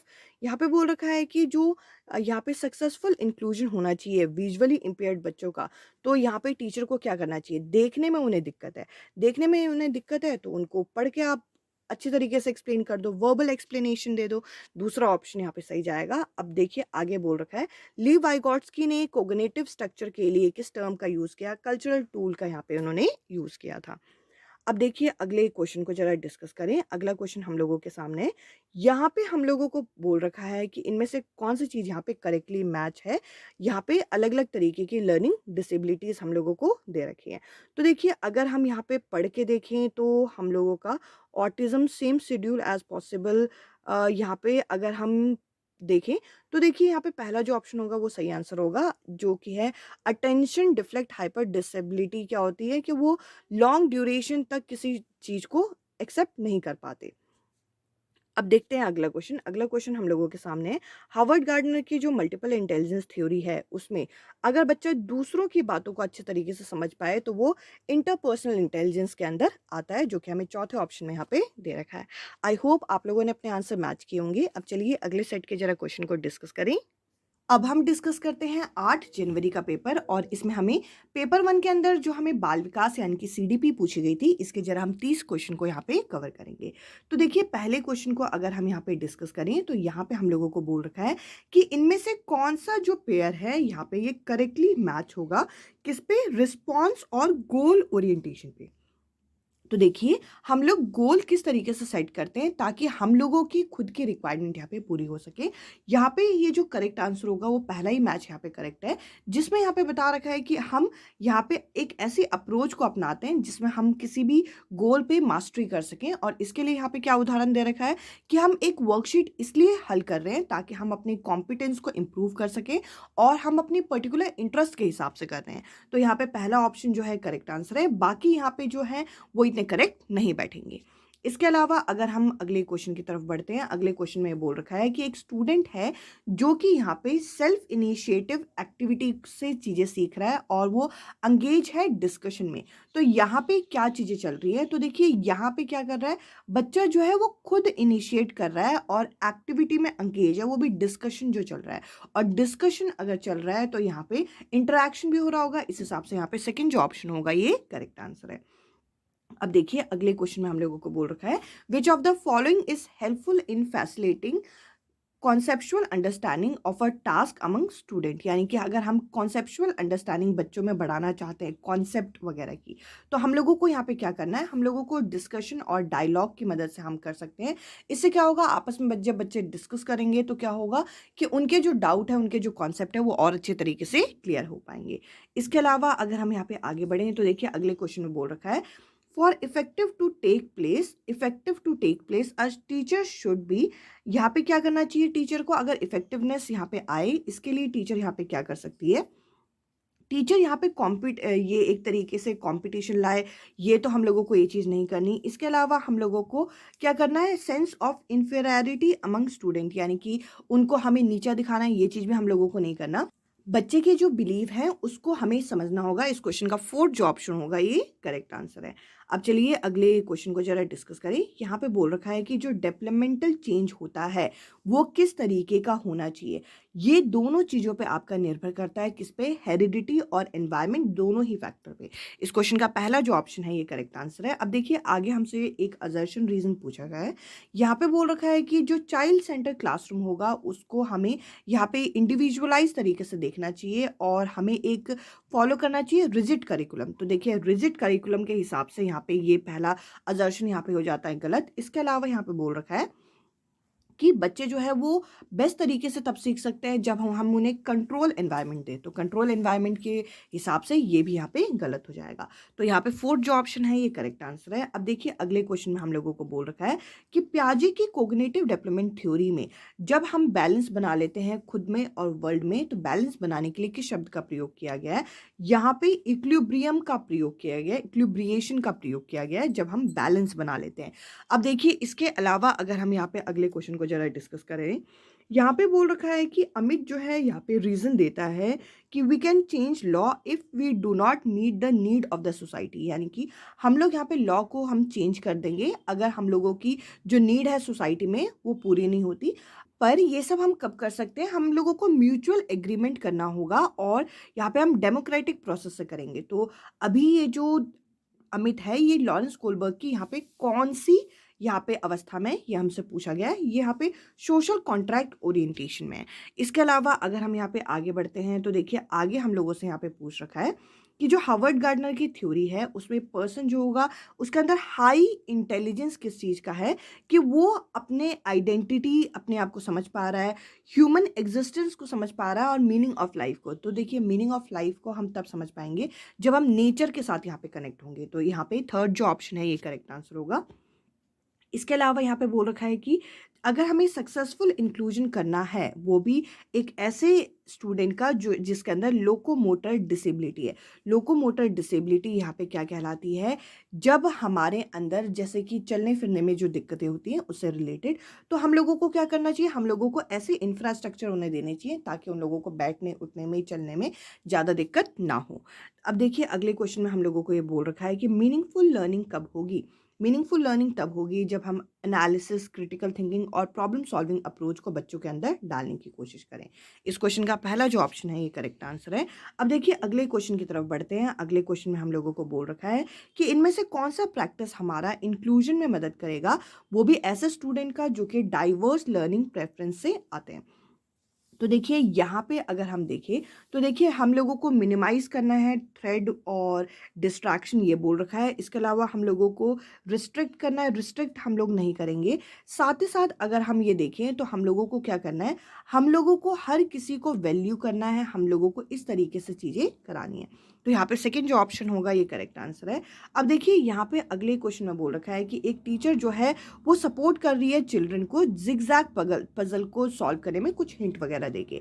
तो टीचर यहाँ पे क्या कर रही है? टीचर यहाँ पे स्कैप फोल्डिंग कर रही है, यानी कि उन बच्चों का पांट कर रही है। इस क्वेश्चन का पहला जो ऑप्शन है ये करेक्ट आंसर है। अब देखिए अगले क्वेश्चन में बोल रखा है कि इनमें से कौन सा कैरेक्टरिस्टिक्स यहाँ पे प्रोग्रेसिव क्लासरूम का होना चाहिए। प्रोग्रेसिव क्लासरूम एक ऐसी क्लासरूम होनी चाहिए जिसमें बच्चा लर्निंग बाय डूइंग मेथड से सीख सके। यहाँ पे तीसरा ऑप्शन जो है वो करेक्ट आंसर होगा। अब देखिए यहाँ पे बोल रखा है कि इनमें से कौन सा एक इफेक्टिव स्ट्रैटेजी मानी जाएगी उन बच्चों के साथ कैटर करने में जो कि यहाँ पे कल्चर और लिंग्विस्टिक डिफरेंस से आते हैं, यानी कि उनकी भाषा अलग है, उनका कल्चर अलग है। तो हम लोगों को यहाँ पे क्या चीज़ यहाँ पे प्रमोट करनी चाहिए? तो देखिए यहाँ पे हम कॉम्पिटेटिव स्पिरिट बनाएं, ये सही नहीं है। इसके अलावा हम लोग उनको हम डिफरेंट तरीके से देखें यहाँ पे, और यहाँ पे हम स्टैंडर्डाइज तरीके से देखें, ये भी सही नहीं है। हम लोगों को क्या करना चाहिए? अलग अलग तरीके के इंस्ट्रक्शन देने में हम लोगों को मेथड्स यूज़ करना है। इस क्वेश्चन का दूसरा जो ऑप्शन है ये करेक्ट आंसर है। इसके अलावा देखिए यहाँ पे बोल रखा है कि which of the following behaviour is the identifier of dyslexia. तो देखिए डिसलेक्सिया जो होता है वो रीडिंग से संबंध रखता है, रीडिंग के साथ साथ वो राइटिंग से भी संबंध रखता है। तो इस हिसाब से इस क्वेश्चन का पहला जो ऑप्शन होगा वो करेक्ट आंसर है। अब देखते हैं अगला क्वेश्चन। अगले क्वेश्चन में हम लोगों को बोल रखा है कि इनमें से कौन सा आपका ग्रॉस मोटर स्किल और कौन सा आपका फाइन मोटर स्किल होगा। तो देखिए ग्रॉस मोटर स्किल होता है बड़ी मांसपेशियों में पकड़, और फाइन मोटर स्किल होता है छोटी मांसपेशियां। इस हिसाब से यहाँ पे जो दूसरा ऑप्शन है ये करेक्ट आंसर है। इसके अलावा अगर हम देखें अगले क्वेश्चन में बोल रखा है कि एक 5 साल की जो गर्ल है वो ये बोलती है it is not for me, girl do not play with car. तो देखिए गर्ल जो लड़की है 5 साल की, वो कहती है ये मेरे लिए नहीं है, लड़कियां जो है वो कार से नहीं खेलती, और ये मुझे क्यों गिफ्ट किया है। तो इस तरीके का जो इंडिकेशन है ये क्या दिखाता है? ये जेंडर स्टीरियोटाइपिंग दिखाता है। तो देखिए हर सेट में आपको कुछ कुछ चीज़ें यहाँ पे कॉमन टाइप की मिल जाएंगी। जैसे हम लोगों को जेंडर स्टीरियोटाइपिंग का क्वेश्चन पूछा है, एरर का क्वेश्चन पूछा है, हार्वर्ड गार्डनर। तो ये कुछ चीज़ें हैं यहाँ पे, जैसे मिसकंसेप्शन भी आपको अलग अलग सेट में यहाँ पे देखने को मिला, ये टर्म से रिलेटेड क्वेश्चन। अगला क्वेश्चन यहाँ पे पूछ रखा है which of the following is a constructivist approach for dealing with misconception carried by student. यानी कि जो बच्चों के अंदर जो गलत अवधारणा होती है उससे हम किस तरीके से डील कर सकते हैं। तो देखिए जो मिसकंसेप्शन होता है वो भी हम लोगों के कॉन्सेप्ट होते हैं बट थोड़े से ऑल्टरनेटिव होते हैं। तो हम लोगों को अपॉर्चुनिटी देनी है ताकि बच्चे क्या कर सके, बच्चे अपने एक्सपीरियंस वगैरह शेयर कर सके। जिससे क्या होगा, जिससे हम लोगों को पता चलेगा कि बच्चे किस तरीके से सोचते हैं, किस तरीके से विचारते हैं। इसके अलावा अगला क्वेश्चन हम लोगों के सामने है। अगले क्वेश्चन में हम लोगों को बोल रखा है dash is likely to dash student achievement. यहाँ पे हम लोगों को 2 फिल इन द ब्लैंक्स दे रखे हैं। तो यहाँ पे अगर हम देखें तो जो सोशल कोलैबोरेशन है वो बच्चे का इन्हांस करेगा बच्चे की अचीवमेंट पे। यहाँ पे फोर्थ जो ऑप्शन होगा ये करेक्ट आंसर है। इसके अलावा जो मोटिवेशन है इंट्रेंसिक एक्सट्रेंसिक, ये भी हमसे बार बार पूछा गया है। 21वें क्वेश्चन में बोल रखा है कि इनमें से कौन सा एक एग्जाम्पल नहीं होगा एक्सट्रेंसिक मोटिवेशन का। तो देखिए एक्सट्रेंसिक मोटिवेशन जो होता है वो बाह्य तरीके से अभिप्रेरणा होता है, और यहाँ पर जो करेक्ट आंसर होगा doing homework to avoid punishment, punishment से भागने के लिए, या फिर ये बोल रखा है learning chess to win competition. यहाँ पे बोल रखा है किसी चीज़ को हम लर्न कर रहे हैं ताकि कॉम्पिटिशन को हम जीत सके, participation in to impress peer. तो देखिए ये दोनों तो आपके होंगे नहीं, joining debate competition to gain knowledge. Knowledge, ये सब चीज़ें हम इंट्रिंसिक तरीके से करते हैं। तो देखिए यहाँ पे हम लोग कंपटीशन को जीतना चाह रहे हैं, doing homework to avoid punishment, या ये वाला, ये जो फोर्थ ऑप्शन है ये करेक्ट आंसर है। अब देखिए इसके अलावा अगर हम यहाँ पे देखें तो यहाँ पे बोल रखा है कि इसमें से कौन सा स्टेटमेंट जो है वो लीव वाइगॉट्स्की के पॉइंट ऑफ व्यू से करेक्ट है। तो देखिए लीव वाइगॉट्स्की ये मानते हैं कि जो बच्चों का पोटेंशियल है वो सपोर्ट से हम ठीक कर सकते हैं और सोशल तरीके से हम लोगों को चीज़ें करानी है। तो यहाँ पे जो पहला ऑप्शन है ये करेक्ट आंसर होगा। साथ ही साथ अगर हम अगले क्वेश्चन को देखें तो यहाँ पे बोल रखा है एनईपी 2020 क्या सजेस्ट करता है, हम लोगों का जो असेसमेंट होगा वो किस तरीके का होना चाहिए। असेसमेंट इस तरीके का होना चाहिए जिससे बच्चे का प्रोग्रेस हो, चाइल्ड प्रोग्रेस को हम लोगों को फोकस करना है। अब देखिए इसके अलावा हम अगले क्वेश्चन को जरा डिस्कस करें। यहाँ पे बोल रखा है which of these child should would be in a middle childhood. Middle childhood में बच्चा इनमें से क्या करेगा। तो यहाँ पे देखिए मिडिल चाइल्डहुड के जो बच्चे होते हैं वो यहाँ पे इमिटेशन तो पहले सीख लेते हैं, साथ ही साथ एब्स्ट्रैक्ट थिंकिंग अभी उनमें नहीं आई होती, कोऑपरेटिव प्ले, या फिर यहाँ पे है children who can reason logically and do conservation task. तो देखिए यहाँ पे ये जो करेक्ट आंसर है वो है आपका फोर्थ ऑप्शन, क्योंकि यहाँ पे पहले ऑप्शन में कैन नॉट वर्ड लिखा हुआ है। इसके अलावा अगले क्वेश्चन को जरा देखते हैं। यहाँ पे बोल रखा है जो इंक्लूसिव एजुकेशन होता है इसमें क्या चीज़ रिक्वायर्ड होती है। इसमें हम लोगों को सबको यहाँ पे कंसिडर करना है और इंडिविजुअल डिफरेंस को रिस्पेक्ट करना है। अब देखिए इसके अलावा यहाँ पे बोल रखा है कि ऐसे बच्चे जिनके अंदर ऑटिज्म देखा जाता है वो यहाँ पे किस तरीके की चीज़ों से चैलेंज वो फेस करते हैं। तो देखिए उनको यहाँ पे क्या होता है कि ये जो बच्चे होते हैं ये ज़्यादा किसी के साथ चीज़ें शेयर नहीं करना चाहते, और यहाँ पर ये एक तरीके से फिक्स रूटीन को फॉलो करते हैं और ज़्यादा किसी के साथ कम्युनिकेशन, या फिर आप कह लीजिए ज़्यादा ये एक दूसरे के साथ घुलते मिलते नहीं है। इस क्वेश्चन का पहला जो ऑप्शन होगा वो करेक्ट आंसर है। अब देखिए अगले क्वेश्चन में बोल रखा है कि इनमें से कौन से तरीके से हम स्टूडेंट की लर्निंग को बढ़ा सकते हैं।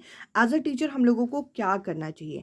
एज अ टीचर हम लोगों को स्टूडेंट के ऑलरेडी नोन चीज़ों को हमें उनकी नॉलेज के साथ लिंक करना चाहिए। तीसरा ऑप्शन जो है करेक्ट आंसर है।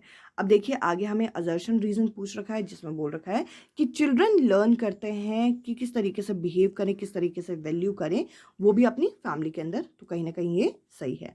और यहाँ पे बोल रखा है family is a secondary socialising agent. तो देखिए फैमिली जो है वो सेकेंडरी सोशलाइजिंग एजेंट नहीं होती। तो देखिए यहाँ पे हम कहेंगे कि पहला जो अजर्शन जो है वो सही है, पर रीज़न जो दे रखा है वो गलत है, क्योंकि फैमिली जो है वो प्राइमरी सोशलाइजिंग एजेंट होती है।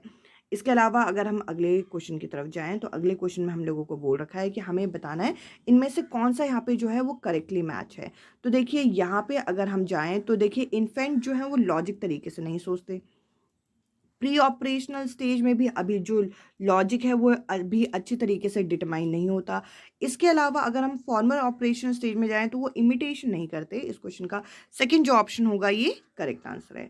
अब देखिए आगे हम लास्ट क्वेश्चन को जरा डिस्कस करते हैं आज की इस सेट का। तो यहाँ पे हमें बोल रखा है कि एनईपी 2020 के अनुसार इनमें से कौन सी चीज़ को यहाँ पे एडवोकेट नहीं करता। हम लोगों को ऐसे ऑप्शन को देखना है जो कि यहाँ पे नेगेटिव सेंस में हो। तो देखिए यहाँ पे ये जो दो हैं थर्ड और फोर्थ, ये आपके नेगेटिव सेंस में जा रहे हैं, जिसमें यहाँ पे बोल रखा है कि करिकुलम के कंटेंट को बढ़ा दो और साथ ही साथ टेक्नोलॉजी को कम यूज़ करो। तो एनईपी इन दोनों चीज़ों को एडवोकेट नहीं करता, बाकी समेटिव असेसमेंट करना ही है, कॉन्सेप्चुअल अंडरस्टैंडिंग देनी है। तो ये दोनों हम लोगों को सेकेंड ऑप्शन में यहाँ पे मिल रहे हैं। इस क्वेश्चन का सेकेंड जो ऑप्शन है ये करेक्ट आंसर है। अब चलिए अगले सेट के जरा क्वेश्चन को डिस्कस करें। इसके अलावा मैंने आप लोगों के साथ अभी 9 जनवरी का पेपर यहाँ पे डिस्कस नहीं किया, अभी मेरे पास वो पेपर आया नहीं है। 9 और 5 जनवरी के जो क्वेश्चन पेपर हैं वो मैं आप लोगों के साथ अलग से यहाँ पे शेयर कर दूंगी। अब हम डिस्कस करते हैं 10 जनवरी को हमें जो पेपर 1 के अंदर यहाँ पे सीडीपी में 30 क्वेश्चन पूछे गए थे उनको जरा डिस्कस करें। तो आप यहाँ पे देख सकते हैं पहला क्वेश्चन हम लोगों के सामने है। यहाँ पे हमसे पूछा गया है कि इनमें से कौन सी लर्निंग डिसेबिलिटीज़ जो होती है वो मैथमेटिकल कैलकुलेशन से डायरेक्टली रिलेट करती है। इसको हम डिसकैलकुलिया के नाम से जानते हैं। इस क्वेश्चन का फोर्थ जो ऑप्शन होगा ये करेक्ट आंसर है। अब देखिए यहाँ पे अगर हम आगे बढ़े तो इस क्वेश्चन में सेकंड क्वेश्चन में हमसे पूछ रखा है असर्शन और रीजन। यहाँ पे हम लोगों को बताना है कि मैथ्स टीचर जो है वो आपका लो एक्सपेक्टेशन रखते हैं गर्ल्स से क्लासरूम में। तो देखिए ये यहाँ पे गलत है।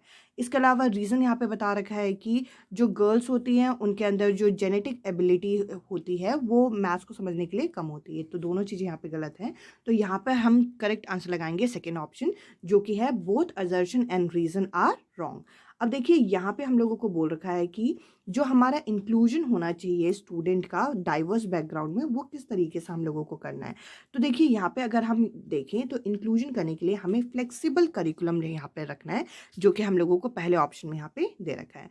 अब देखिए अगला क्वेश्चन जरा हम डिस्कस करते हैं। यहाँ पे देखिए यहाँ पे बोल रखा है कि एक बच्चा है जो कि 4 से 5 साल का है और वो खुद से बात कर रहा है, खुद से सेल्फ टॉक कर रहा है। तो देखिए लीव वाइगॉट्स्की के अनुसार इस तरीके का टॉक क्या होता है, ये खुद को रेगुलेट करने के लिए किया जाता है। इस क्वेश्चन का फोर्थ जो ऑप्शन है ये करेक्ट आंसर है। अब देखते हैं अगला क्वेश्चन। यहाँ पे बोल रखा है the purpose of assessment is to, assessment हम किस लिए करते हैं। तो देखिए यहाँ पे कंपेयर करने के लिए नहीं किया जाता, शेम फील कराने के लिए, फेलियर के लिए नहीं कराया जाता। हमें ये देखना है कि हमारी जो लर्निंग प्रोसेस है वो किस तरीके से बच्चे को सपोर्ट कर रही है। इसके अलावा अगर हम अगले क्वेश्चन की तरफ जाएं तो देखिए अगला क्वेश्चन हम लोगों के सामने है। यहाँ पे बोल रखा है कि इनमें से कौन सा आपका who empathise that individual difference can not be understood without reference of social and cultural context, यानी कि इनमें से कौन है जिन्होंने ये बोला कि अगर हमें इंडिविजुअल डिफरेंस को समझना है तो हम सोशल और कल्चर कॉन्टेक्स्ट के बिना नहीं समझ सकते। ये हमें लीव वाइगॉट्स्की ने बोला था, जो कि हमें फोर्थ ऑप्शन में यहाँ पे दे रखा है। अब देखते हैं अगला क्वेश्चन। यहाँ पे हम लोगों को बोल रखा है the strategy to remember a long string of letter by grouping into a memorable meaningful part, यानी कि हम क्या करें कि किसी बड़ी चीज़ को याद करने के लिए हम छोटे छोटे जब हम टुकड़े बना देते हैं तो इसको हम क्या बोलते हैं, इसको हम चंकिंग बोलते हैं। जैसे कि फ़ोन नंबर को याद करने के लिए जैसे 10 डिजिट के फ़ोन नंबर होते हैं, उसको हम 3-3 के पेयर में बना देते हैं, तो इस तरीके से हम चंकिंग के नाम से इसे जानते हैं। अब देखते हैं अगला क्वेश्चन। अगला क्वेश्चन हम लोगों के सामने है, यहाँ पे बोल रखा है, यहाँ पे हमसे पूछा गया है कि अगर हम कोग्निटिव और जो हमारे इमोशनल रिलेशन देखें तो इमोशन की थ्योरी के अनुसार ये दोनों क्या है, इंटरट्विन होते हैं एक दूसरे के। फोर्थ ऑप्शन जो है ये करेक्ट आंसर है।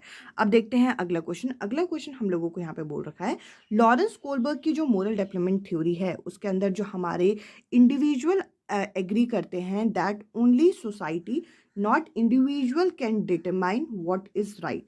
यहाँ पे देखिए ये बोल रखा है कि लॉरेंस कोलबर्ग की कौन सी ऐसी स्टेज है जिसमें ये बोल रखा है कि इंडिविजुअल को एग्री करना चाहिए कि सिर्फ सोसाइटी नहीं, इंडिविजुअल भी ये डिटरमाइन करते हैं कि क्या चीज़ सही है क्या चीज़ गलत है। तो देखिए यहाँ पे जो करेक्ट आंसर होगा वो होगा आपका फोर्थ ऑप्शन, यानी कि यूनिवर्सल एथिकल प्रिंसिपल ओरिएंटेशन में वो होगा। अब देखते हैं अगला क्वेश्चन। क्वेश्चन नंबर 11 यहाँ पे हमें असर्शन और रीज़न दे रखा है कि टीचर को यहाँ पे मिसकंसेप्शन को इग्नोर करना चाहिए स्टूडेंट का, तो ये बिल्कुल गलत है, मिसकंसेप्शन को इग्नोर नहीं करना। अब देखिए यहाँ पे बोल रखा है इसका रीज़न कि मिसकंसेप्शन जो होता है ये एक्सट्रीमली इरेशनल माना जाता है, तो दोनों के दोनों यहाँ पे गलत है। तो इस क्वेश्चन का फोर्थ जो ऑप्शन होगा ये सही आंसर है। अब चलते हैं अगले क्वेश्चन की तरफ। अगले क्वेश्चन में हम लोगों को बोल रखा है कि अगर हम हार्वर्ड गार्डनर की मल्टीपल इंटेलिजेंस थ्योरी देखें तो उसमें हमारा जो लॉजिको मैथमेटिकल इंटेलिजेंस है वो किस तरीके की इंटेलिजेंस यहाँ पे दिखाएगा। तो देखिए यहाँ पर अगर हम ऑप्शन को देखें तो यहाँ पे पहला जो ऑप्शन है वो सही है कि हम लोग रीजनिंग दे पाएंगे, हम लोग साइंटिफिकली चीज़ों को देख पाएंगे। यहाँ पे पहला जो ऑप्शन होगा वो सही आंसर है। अब देखते हैं अगला क्वेश्चन। अगले क्वेश्चन में हम लोगों को बोल रखा है in order to cater the need of student with giftedness, हम लोगों को क्या चीज़ यहाँ पे करनी चाहिए। तो देखिए अगर हम यहाँ पे ऑप्शन को देखें तो हम लोगों को यहाँ पे पहले ऑप्शन में बोल रखा है गिफ्ट एक्स्ट्रा टाइम, हम लोगों को एक्स्ट्रा टाइम देना है, या फिर हम लोगों को लो एक्सपेक्टेशन रखनी है, या फिर हमें उन्हें सिंपल और इजी क्वेश्चन देने हैं, या फिर हमें असाइन करना है कुछ चैलेंजिंग टास्क। तो देखिए यहाँ पे हम लोग यहाँ पे क्या कर सकते हैं, हम लोग यहाँ पे उन्हें कुछ चैलेंजिंग और हाई ऑर्डर टास्क यहाँ पे दे सकते हैं। इस क्वेश्चन का फोर्थ जो ऑप्शन है ये करेक्ट आंसर है। अब देखते हैं अगला क्वेश्चन। यहाँ पे बोल रखा है कि इनमें से कौन सा पीरियड जो होता है वो सबसे ज़्यादा सेंसिटिव माना जाता है। ये होता है हमारा अडोलेसेंट, जो कि हमें दूसरे ऑप्शन में दे रखा है। अब देखते हैं अगला क्वेश्चन जिसमें हमें बोल रखा है कि हमें इंडिविजुअल डिफरेंस को अगर हमें टैकल करना है तो हम लोगों को क्या करना है, हम लोगों को इग्नोर तो नहीं करना। हम लोगों को यहाँ पे देखिए हम लोगों को ये बोल रखा है कि स्टैंडर्ड करिकुलम ये भी नहीं रखना, हम लोगों को उन्हें एक यूनिफॉर्म वे से असेस करना, ऐसा नहीं करना। हम लोगों को उनकी प्रीवियस नॉलेज को यूज़ करके उनकी लर्निंग को यहाँ पे बिल्ड करना है। इसका पहला जो ऑप्शन होगा ये करेक्ट आंसर है। अब देखते हैं अगला क्वेश्चन। अगले क्वेश्चन में हम लोगों को बोल रखा है in order to facilitate the meaningful learning, यानी कि मीनिंगफुल लर्निंग अगर हमें करानी है तो हम लोग इनमें से कौन से एलिमेंट को यूज़ कर सकते हैं। हम लोग यहाँ पे इलेबोरेशन का इस्तेमाल कर सकते हैं जिससे बच्चे क्या होगा, बच्चे का यहाँ पे प्रोग्रेसिव लर्निंग यहाँ पे हो पाएगी।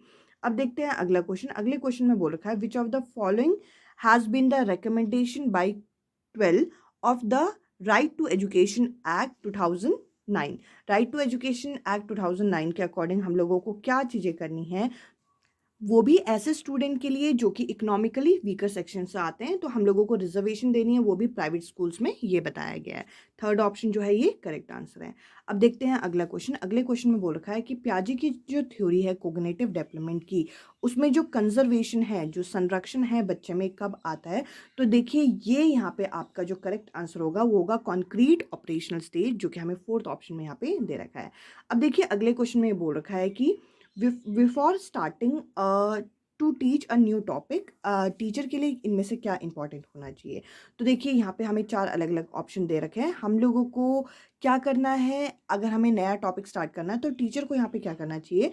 पहला यहाँ पे दे रखा है व्हाट चिल्ड्रन ऑलरेडी नो, हमें ये पता करना है, ये सही है। इसके अलावा हम लोगों को कॉमनली होल्ड मिसकंसेप्शन, यानी कि उनके क्या मिसकंसेप्शन है उनको हमें देखना है। Prerequisite to learn the topic, ये देखना है कि वो कितना उस टॉपिक को लर्न करना चाहते हैं। और हम लोगों को प्रेफर करना है उनकी जो लर्निंग स्टाइल है बच्चे का क्या है, ये देखना है। चारों चीज़ें यहाँ पे सही है। इसके अलावा अगर हम अगले क्वेश्चन की तरफ जाएं तो यहाँ पे बोल रखा है कि in which of the following is promoted by constructivist approach for learning. Constructivist approach में हम लोगों को क्या चीज़ें यहाँ पे देखना है। तो देखिए लेक्चर मेथड हो गया, रोट मेमोराइजेशन हो गया, एक्सप्लोरेटरी मेथड हो गया। हम लोगों को इंक्वायरी बेस्ड लर्निंग यहाँ पे करानी है, जो कि इस क्वेश्चन का करेक्ट आंसर है। अब देखते हैं अगला क्वेश्चन। अगले क्वेश्चन में हम लोगों को बोल रखा है which of the following strategy should a teacher avoid. Avoid किसे करना है। तो देखिए यहाँ पे हम लोगों को पैसिव इमिटेशन नहीं कराना, जस्ट नकल कर रहे हैं ऐसा हम लोगों को नहीं कराना। अब देखते हैं अगला क्वेश्चन। अगले क्वेश्चन में बोल रखा है student feel motivated to learn when. Student कब यहाँ पे मोटिवेटेड यहाँ पे फील करते हैं, जब उनके रियल वर्ल्ड से चीज़ों को कनेक्ट किया जाए। तो देखिए यहाँ पे फोर्थ जो ऑप्शन होगा ये करेक्ट आंसर है। अब यहाँ पे बोल रखा है कि इनमें से कौन कौन से आपके सेकेंडरी सोशलाइजिंग एजेंट होते हैं। तो देखिए परिवार, पेरेंट्स जो हैं वो प्राइमरी हैं, तो इस हिसाब से सेकेंड जो ऑप्शन होगा ये करेक्ट आंसर है। अब देखिए अगले क्वेश्चन में हम लोगों को यहाँ पे क्या बोल रखा है which of the following question promote critical thinking. इनमें से कौन से क्वेश्चन जो होंगे वो क्रिटिकल थिंकिंग को प्रमोट करेंगे। तो देखिए यहाँ पे हम लोग जब एनालिसिस करते हैं, एनालाइज करते हैं, तब ये क्रिटिकल थिंकिंग हम लोगों की प्रमोट होती है। यहाँ पे पहला जो ऑप्शन होगा ये सही आंसर है। अब आगे यहाँ पे बोल रखा है which of the following statement is not correct. इनमें से कौन सा स्टेटमेंट जो होगा वो करेक्ट नहीं है। देखिए डेवलपमेंट जो होता है सीक्वेंशियल और ऑर्डरली होता है, तो ये नहीं होगा। Individual differ in rate of development, ये भी सही है क्योंकि हमें नॉट वाले ऑप्शन को देखना है। यहाँ पे डेवलपमेंट जो है सिर्फ हेरिडिटी की वजह से होता है, तो देखिए ओनली वर्ड की वजह से, यही ऑप्शन इस क्वेश्चन का करेक्ट आंसर है। अब देखते हैं अगला क्वेश्चन। अगले क्वेश्चन में बोल रखा है कि जो इंक्लूसिव क्लासरूम होता है वो आपका किस तरीके से होना चाहिए। डिस्क्रिमिनेशन होना चाहिए, तो आप कहेंगे नहीं। पैसिव तरीके से नॉलेज को हम लोगों को करना है, तो ये होगा नहीं। हम लोगों को क्या करना है, हम लोगों को बच्चों की जो ग्रोथ वगैरह है उसको हमें इक्वल मैनर में हमें देखना है। इस क्वेश्चन का दूसरा जो ऑप्शन है ये करेक्ट आंसर है। अब देखते हैं अगला क्वेश्चन। यहाँ पे बोल रखा है कि एक ऐसा बच्चा जो कि कॉन्क्रीट ऑपरेशनल स्टेज में होगा वो इनमें से कौन सी चीज़ें नहीं करेगा। तो देखिए कॉन्क्रीट रीजनिंग बच्चा देगा, साथ ही साथ यहाँ पे जब जो बच्चा है वो कंपैरिजन कर पाएगा, ये भी है। अब इसके अलावा यहाँ पे देखिए give problem that required abstraction, abstraction अभी वो नहीं कर पाएगा। इसके अलावा यहाँ पे क्लासिफिकेशन, वर्गीकरण भी वो कर पाएगा। सेकंड जो ऑप्शन होगा ये करेक्ट आंसर है। अब देखते हैं अगला क्वेश्चन। यहाँ पे बोल रखा है प्रोग्रेसिव क्लासरूम के अंदर लर्निंग किस तरीके से होनी चाहिए। तो देखिए ओनली वर्ड की वजह से पहला ऑप्शन गलत है। यहाँ पे हमें इंटरेक्शन कराना है, बात कर रहे हैं। यहाँ पे वन वे, यहाँ पे ट्रांसमिशन, ये भी गलत है। इसके अलावा पैसिव तरीके से कराना है, ये गलत है। हम लोगों को इंटरेक्शन कराना है और डायलॉग डिलीवरी की मदद से हम लोगों को पढ़ाना है। अब देखते हैं अगला क्वेश्चन। यहाँ पे हम लोगों को बोल रखा है, क्वेश्चन ये है कि एक टीचर जो है वो स्टूडेंट की थिंकिंग यहाँ पे क्या कर रही है। A teacher is asking the student to think about their own thinking process. एक टीचर स्टूडेंट को बोल रही है कि आप अपनी थिंकिंग प्रोसेस के बारे में खुद सोचिए। तो ये स्किल जो है ये किस चीज़ को फोकस करेगी, ये बेटा कॉग्निशन को ये फोकस करेगी, जो कि हम लोगों को पहले ऑप्शन में यहाँ पे दे रखा है। इसके अलावा लास्ट क्वेश्चन जरा डिस्कस करते हैं। यहाँ पे बोल रखा है कि जो NEP 2020 है वो किस चीज़ को यहाँ पे फोकस करती है। वो ये फ़ोकस करती है कि हम लोगों को मल्टीलिंगुअलिज़्म को प्रमोट करना है। आई होप ये वीडियो आप लोगों को अच्छी लगी हो और आप लोगों ने अपने आंसर मैच किए हों। इस वीडियो में इतना ही। अब मैं आपसे मिलूँगी अगली वीडियो में अगले टॉपिक के साथ। Bye bye, take care.